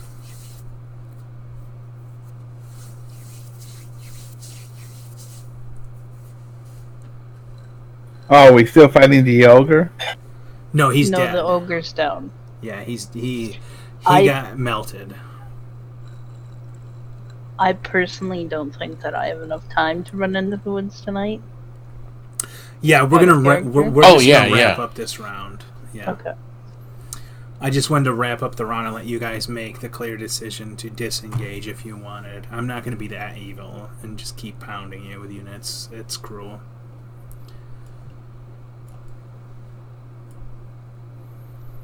I'll move over to my turtle and get him. Okay. Okay, so Blasnir, you are inside the building. And then Michael Shane will wrap up. Okay. Alright, I'll do a quick looting, and if I don't see anything, I'll still grab it. Okay. So on the boss, there's an orc double axe. And I'm going to assume, because you're a martial character, you at least know what it is. Right. And a well-made breastplate. Taking the axe is no problem, but the breastplate is going to take you a few minutes to peel off them.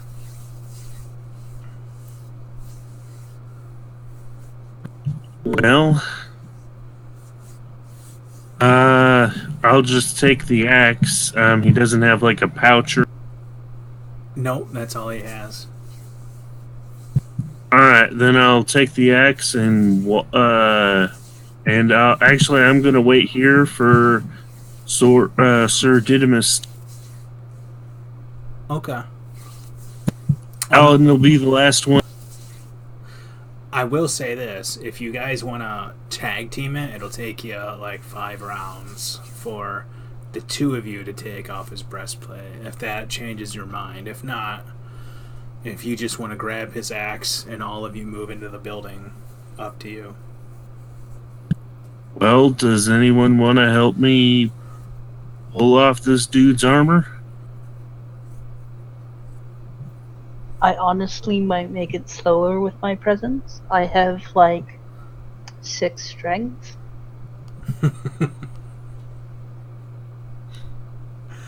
Okay.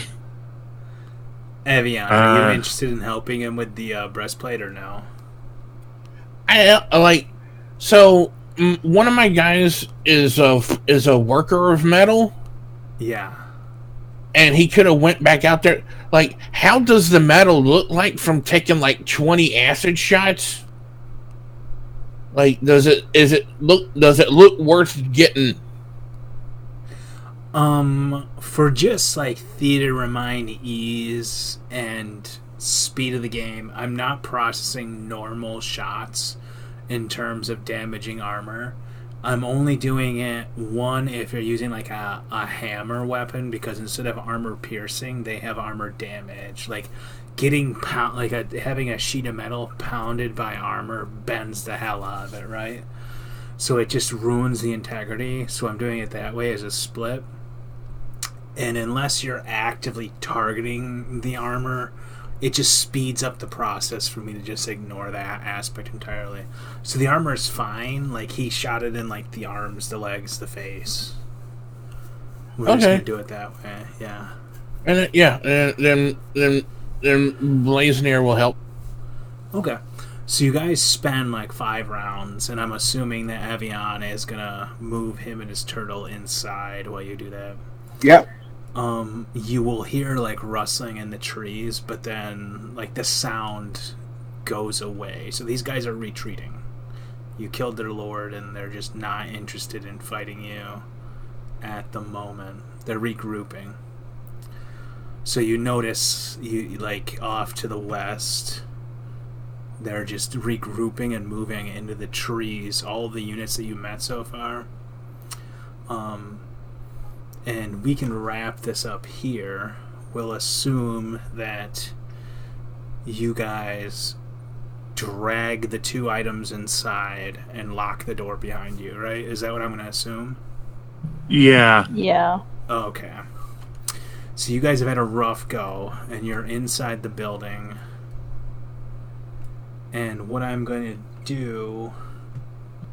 I mean, other than trying to get into this tower, because it looks like a better readout than the outdoor area, or the rest of the... See, the thing is this fortress to keep us from the tower, or is it to keep the tower from everything else? I think that's a next session mystery, right? Yes. Yeah. Sir Didymus, I need you to move your wounds back up to 9. I healed you for too much. I don't... My healing touch only goes up to half. I can do that for you. Okay. I don't think we should poke the tower any more than we have to this session. Okay. And In my opinion, I'm willing to follow the flow of the party. So far I've only made good decisions, of course. Sorry, I talked over you like twice. No, that's fine, but what I normally do is that, because like I run other games and not everybody can jump into Fantasy Grounds, instead of having a party sheet and using Fantasy Grounds to track loot, I'm going to create a new channel just for you guys to track your XP and your loot, and I'm going to lock it so only I can post there, but you can use your Discord channel to discuss it. Does that make sense? Yep. Okay, so that Makes way, sense. over the course of the week, now there was 5 rounds that they were spending on grabbing the black breastplate and taking it off.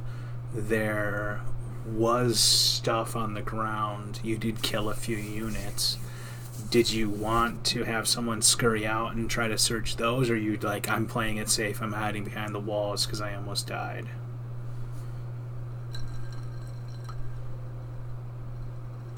Amrith could have scurried out and grabbed a few things. What the hell? Okay, I'm gonna add that to your list, and then I'm gonna save the game. And if you guys want to use the Discord channel, if you want me to leave the server up, I'm fine. But I understand most people have work in the morning, so we'll call it quits, and we'll meet next weekend. And I'm gonna get you your loot and XP before I take off in a little bit. Is everything?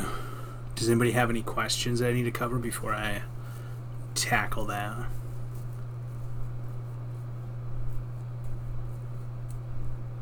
Nope. Well, actually, I have one sort of weird question. Sure, bud. Character isn't super great at climbing. He does have some natural advantages. But my question specifically is that he has the levitate spell. Yes. Can I use that to assist in his climbing to get to the top if he wants to scale the wall? Yeah. So, there's a roof on this. Okay, so like you would float 5 feet up and then hit the top, and you would need to leave the building to... Oh, yeah. Okay. So there's a roof on this, and like the tower goes up out of the roof. Like this building was built around the tower, essentially. Oh. Yeah. So think of like a tree and then a house built around the tree. The tower, Right. it has its own walls, and it rises up out of the roof. And this fort was built around the tower. So you guys don't see a door on your side, and this tower is like a natural defensive thing inside the building. And then that gatehouse and door that you walk through is meant to protect it. And you can see like one strong dude in armor in front of the gate with 2 archers on it held it pretty well. So it's defensible with the right setup to guard this tower.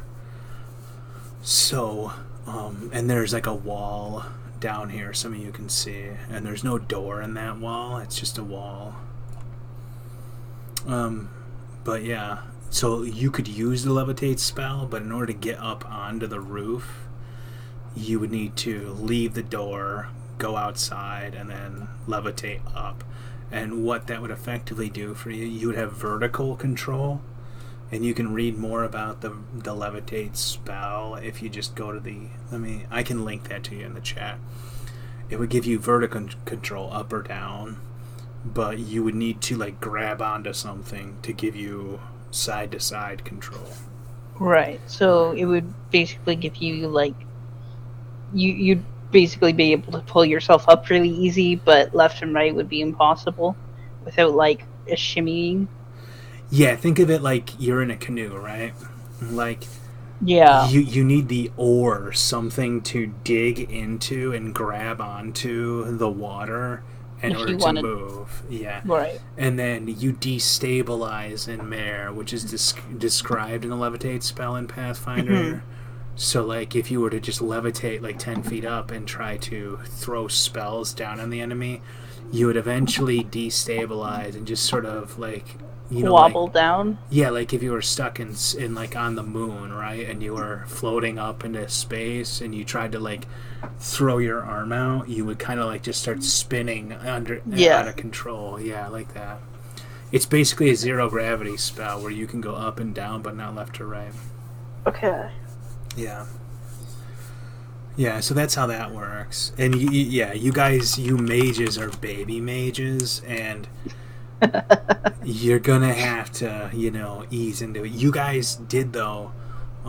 Like, I didn't use all the units and give them, suicidal rush to try to finish you off, but you guys did fight something much higher. Like, you fought off 3 level 3 units. Plus, you had like archer spam behind you, pot-shotting you. You guys fought off a really hard encounter. So, yeah, it was rough, and yeah, the rolls suck. But just to give you an idea of what you guys are capable if you work together and support each other. And that's why I said it's important. Teamwork is very important in my games. And you guys each helped someone else to get through a really hard situation, and you pulled out. So I'm proud of you guys. This is the only time any of my parties have done something like this. So you creatively bypassed like 2 sessions worth of XP, and then mammoed the boss trying to trick him, and he like got pissed. But it was creative, so I need to kind of try to figure out how to give you XP here, because it's very unorthodox in terms of you didn't mow down, like 9 different divisions of units, take a sleep, level up, and then fight Ganma. You just like walks right up to him friendly like, and then tried to trick him, and then like got cut down and raised yourselves up and fought your way through and demoralized the rest of the goblins. So it's a very creative way to handle things. It wasn't an intentional try to trick them. You were really trying to say, hey, have a magic bag. Yeah, but it's not really magic. It's alchemy. Yeah, it's not worth much. Pretty basic alchemy. Yeah. Yeah, it's not. I know you were going to get a discount out of it, but it's a cool bag. Yeah.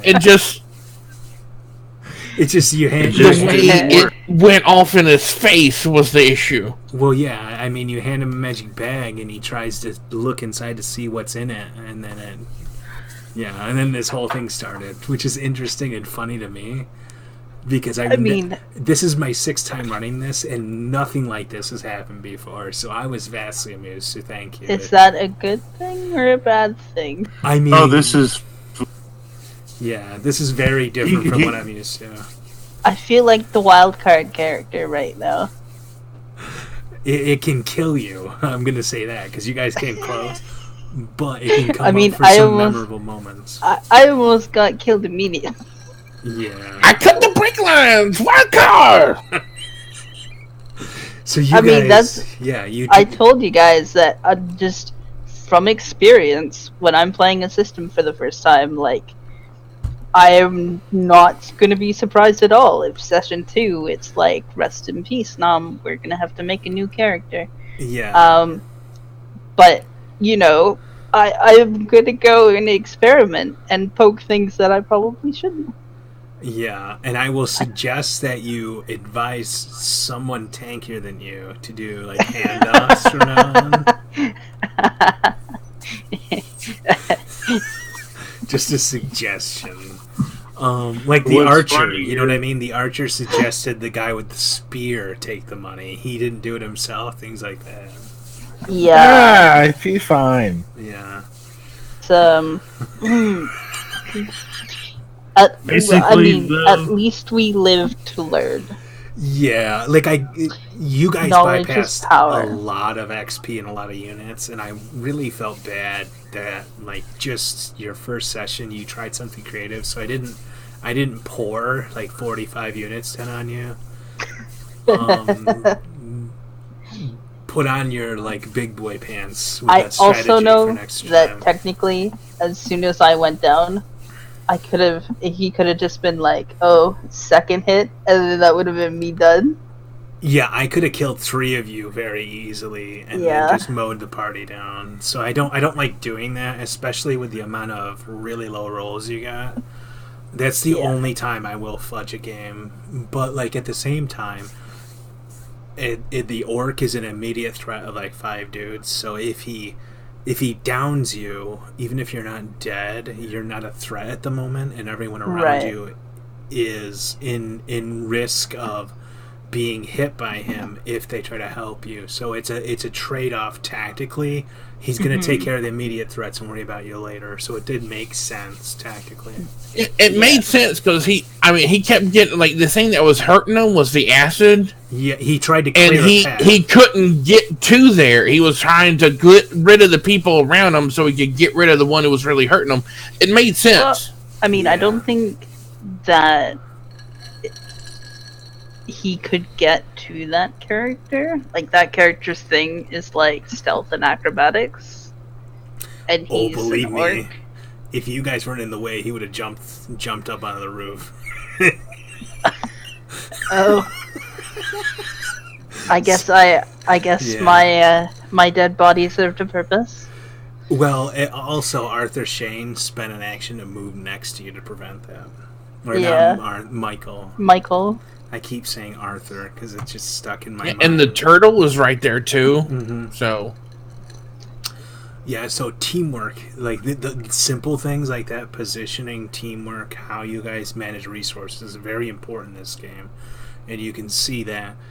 Explaining the reasons to Remembering keep. to use the healing belt. Yeah. Yeah, that's As soon as one person used one, it was like, oh yeah. And then the next 3 turns were like, healing belt. I use charge. I use charge. I use charge. Those are convenient, right? Yeah. The trade-off with the healing belt compared to all the potions I loaded up Avion and his mount with Right. is, at a really, really bad day, you wish you had potions because you can get like dozens of potions for the cost of the Right. belt. But only three charges a day. Right, but the healing belt will last you long after the potions go dry. Right. So there's a trade-off. In a really bad day, Evian can throw potion after potion after potion. Yeah. Yeah. So there's a trade-off. But as far as like consistent like throughput, like I feel like the healing belt was probably the only thing that made my character like contribute decently today. Well, that's what happens when the mage with no armor takes a great axe to the face. You know what I mean? Like, Because I used it on myself, I used it on Michael Shane, and I used it on the dude whose names I can't pronounce, Sir Didymus? Yeah. Didymus? Didymus? yeah, you were in a position of immediate threat, and you just went like, and as you should, you know, like a level 1 mage against a level 3 orc warrior that is pissed off and just smashes you with a 2-handed axe. You're done. I was just like, well, Yeah. So like multiple people went down. You're really squishy, but you took out like a CR like 12 encounter to give you perspective based, and the CR system is wonky, So Right. I need to calculate your XP and see what are your plans to like rest and heal and spend XP behind this wall and set guard. Should I assume that's your plan and that I can give you XP to spend, or do you want to try to do something else? I would, like me personally, I would appreciate spending some XP because Okay. I would definitely like to add some more or stronger options specifically to my character because everyone else seemed to be doing cool things where I was like, not. Yeah, well, one, you are helpless, and two, like I said, your character is handicapped now because you need to Right. infuse your bolts and then fire them. Yeah. I need to see whether you hit level 2, and I'm going to guess you did. You're Right. not going to hit level 3 yet, I can pretty much Yeah. guarantee that, but knowing now, if you plan on But even just resting... like some XP, like if I could pick up like another level 1 seed, like the life seed, Yeah. like if I got a level 1 life seed, like that would just be an extra like 1d6 that could be just popped out like 2, 3, 4 times a day. Like that would be the a pretty he- big difference. The heal seed is what you want. The life seed would be things at your level. Oh, would right. be That's things the one that's like cure blind and stuff. It would be like, yeah, the color spray that guy hit on the orc. You would use a life Right. seed to remove that, essentially. Oh. So all the debuffs like poison and disease and stuff like that, life seed counters those. So that there's a split there. Heal seed is to actually heal damage. Life seed, but at level 5, if you had the life seed, and this is probably more at Erditan's thing as the healer. Right. At level 5, you can raise dead, which normally in Pathfinder it's level 9. I switched that, but you need a lot of material components, so you Right. can't do it at will. However, there is the Breath of Life spell, which the immediate round that someone goes down, if you have the ability to cast at range, you can raise them without a material component. So whoever gets the life seed level 3 at caster level 5 would be able to prop someone up. It makes it more readily available. It also means that the nasty, dirty spells that people can use to attack come sooner, like Slay Living. Oh, like the save or suck spells? Yeah. So you get access to those earlier. It's why I said, in 6 levels, you're going to be a monster to deal with. Mm-hmm. But right now you're a baby apprentice mage and you can't really do a lot. There's a trade-off, and the trade-off is you're very at risk of melee. They can attack like 4 times around right now, and they're furious. But in a few levels, all these mages that you have will be able to do some serious work. So like the feels bad experience now for you mages, give it. I mean, it wasn't that feel bad. Yeah, give it to like Christmas, and you'll be like level 5 or 6, and then you'll be like, oh, I feel awesome. So it'll be a trade-off. Especially if you put a lot of points into spell points. Yeah, it's costly. Like the fire mage has racial abilities to be able to cantrip like level 1 spells. Instead of spending 1 SP, he can spend like 0 SP and cast some spells. That's a racial thing he paid for. Right. And you can see like he spent 1 spell point to cast every round in an 8 round combat. It's a different feel, but even then you're going to need a lot of spell points to cast. Like 3rd level spells are 5 SP per cast. If you plan on casting 10 of those a day, you're going to need 50 spell points. It goes fast. Yeah. Yeah. I mean, as soon as I can get them, I plan on getting the 3 caster level feats. Yep. At level 3 you can do that, and that's an XP investment. It's just to make it so you can't do it right away, but in 2 levels you can make your quality of life a little better. Yep. Yeah. So you won't be able to do that after you rest, but I'm going to say if you plan on taking 8 hours to rest and spend XP, is somebody going to keep watch? And that way I know because somebody's going to miss out the first round of 8 hours because somebody has to keep watch, right? So if somebody's going to keep watch. Can't we do like light cycles with the Ring of Sustenance for 2 hours? Yes, but you can't spend XP. You can rest and get your spells back, but if you want to spend XP, even with the Ring of Sustenance, you have to have full 8 hours of uninterrupted rest. So it's Blazeneer can be on watch. Okay. So Blazeneer is on watch. Does anybody else want to join him? And I'm guessing that Sarek would offer to be on watch. Erneton needs those spell points back, so he'll do the 2 hours rest at least to get. So I'm pretty sure both of my guys have that ring. Okay, so Erneton is going to save his XP points and keep watch tonight. Is that correct?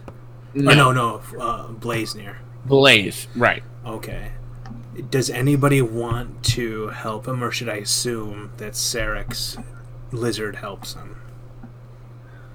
I mean, I don't know. I feel like I do need that early buff for my character. Sure. You need it, yeah. Blaze feels fine with being able to do that cantrip. Okay. So he's definitely able to hold off. Erneton needs the spell points and probably whatever XP he can get. Yeah. Okay, so should I plan then? Erneton, Natural's characters, Evian's, and you all sleep for 8 hours, spend XP. And then 2 hours for Blaze to regain his spells afterwards with the dragon. Is that correct? Blaze won't need those 2 hours. He's only spent 1 spell point. Okay. So he wouldn't make the rest wait for him for 2 hours. Okay. So I'm just going to make notes then. So Blaze and Rissick. Well, unless Blaze and him get tired, really tired, in which case they could sleep for a couple hours. I think both of them. No, Sarek doesn't have a Ring of Sustenance, so that'd be 8 hours. Yes, but you guys spent like maybe 5 minutes on this level. You know what I mean? Like you haven't actually.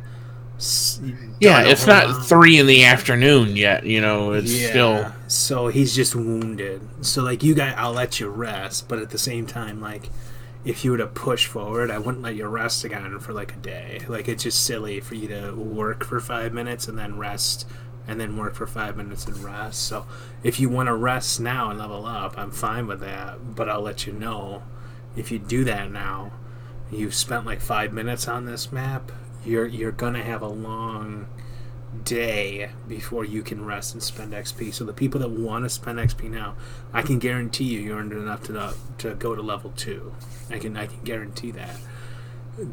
The issue is it's going to be a long tomorrow for those people compared to the guys who stay up and muscle their way through it and then level up all the way to 3 in one rest. I just don't know if I'll live to level 3 if I wait. Because I got one shot and I did 0 damage. Yeah, I mean, it makes sense for you. Like, Rissick his acid thing was able to do a lot of damage, but even I rolled for damage, even though I rolled 2 on 2d6 or 3 or 4 on my 4 2d6 rolls. I got 2, 2, 3, and 4. Yeah. Blaze still feels like he can actually help out right now, and Rissick can definitely help out right now. Yeah. Some of the others, I can see how they are feeling very underpowered after. Like Blaze's damage was really solid, as well as the 6DR. I was not expecting that on a mage. Yeah. So you can buy into being an armored mage in my system, so that kept him alive against Yeah, the that little lowly goblin kept hitting me, but it didn't do anything for the most part. Yeah, so but the guys on the roof being able to shoot from above and rat-a-tat-tat with their like crossbows, they did work with the orc. Yeah. And most of the other part, they thought they were being paid, and they were sitting in place until they heard a roar. They had to climb across roofs and catch up to you, so you really didn't see a lot for them except for a few arrow shots. And I didn't force them on you, just to be nice, and it's a session end, so yeah. Okay. Oh, that's right. You did the two Yeah. natural ones in a row and threw your weapon into the ground. Yeah, feels bad, Avion. So we can talk. Like you said, you might want to be like a fairy if you want to change your character around. But right now, because Cyanide like couldn't get it to work, I don't know if he's coming back. If you want to be a melee that stands next to Arthur Shane, whatever you want to do, we can do. If you want to do redo your Michael cavalry, Shane.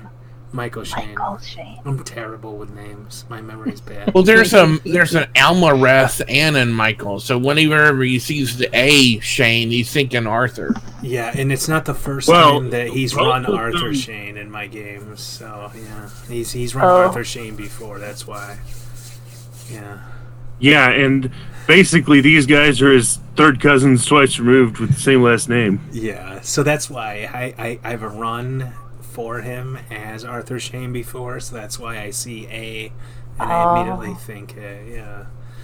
So it's not like he's brand new, and Yeah, it's understandable. Yeah, that voice and A Shane. Yeah, it makes sense. He's run an archer named Arthur Shane, and he's got an archer named Almarith Shane, and I'm like, confused. Yeah, yeah. So Evian, if you want to keep Did I this, have we can done work my- with it. If not, we can rework something that feels better for you now that you're not like wowing constantly. Let me know. And I can tackle that tonight if you're up for it. If not, somewhere later in the game. Okay. Yeah, and again, you guys are babies, and you ran into like a CR12 encounter because you like tried to trick a bunch of like a horde of goblins, and literally, I feel like it wasn't everyone. I feel like it was only one person in particular. you guys and survived though. Everyone else was like, Yeah. he looks And like now he that knows we're what in he's here in doing."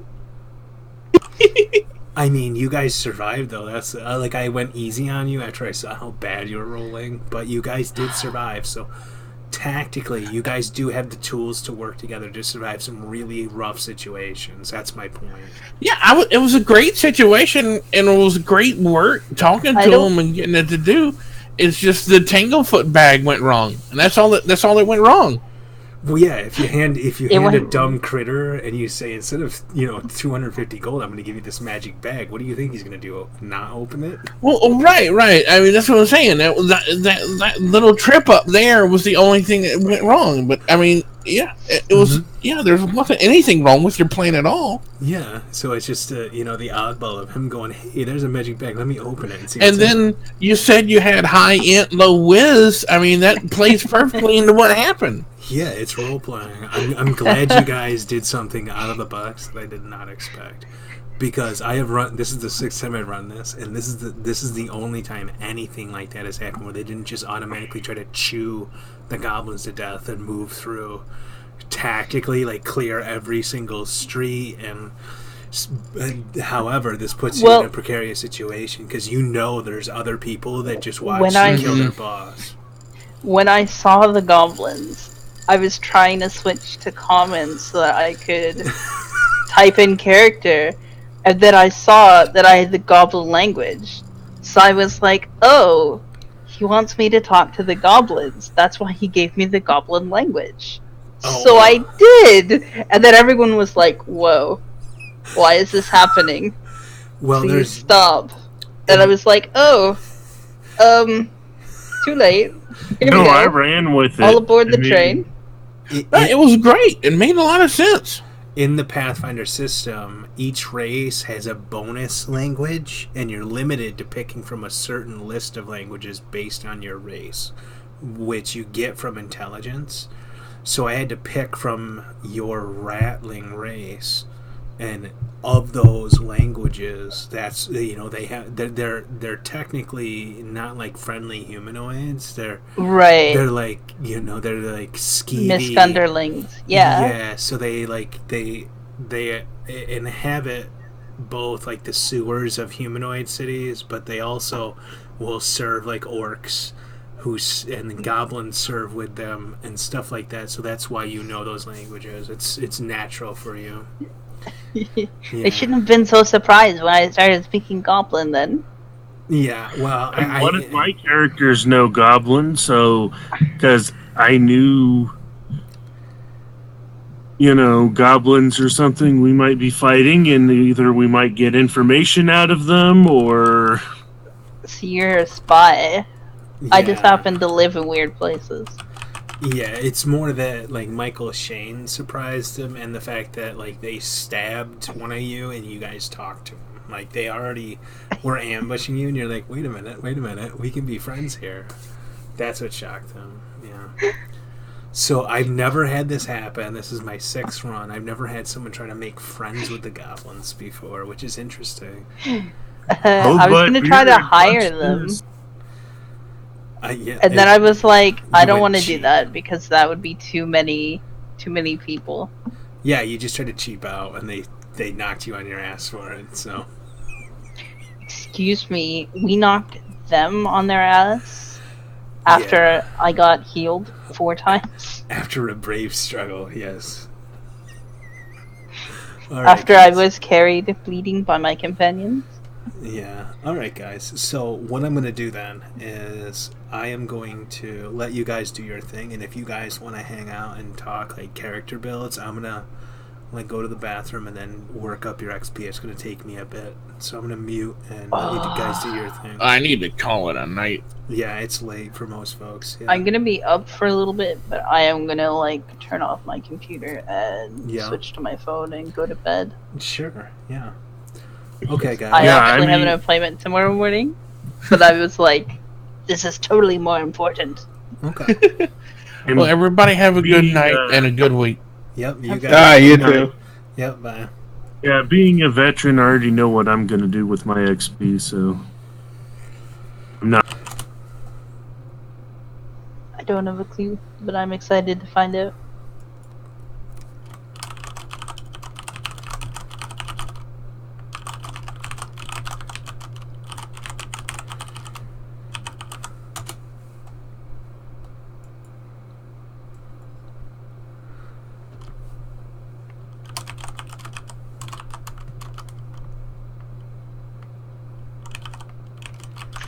How was the game?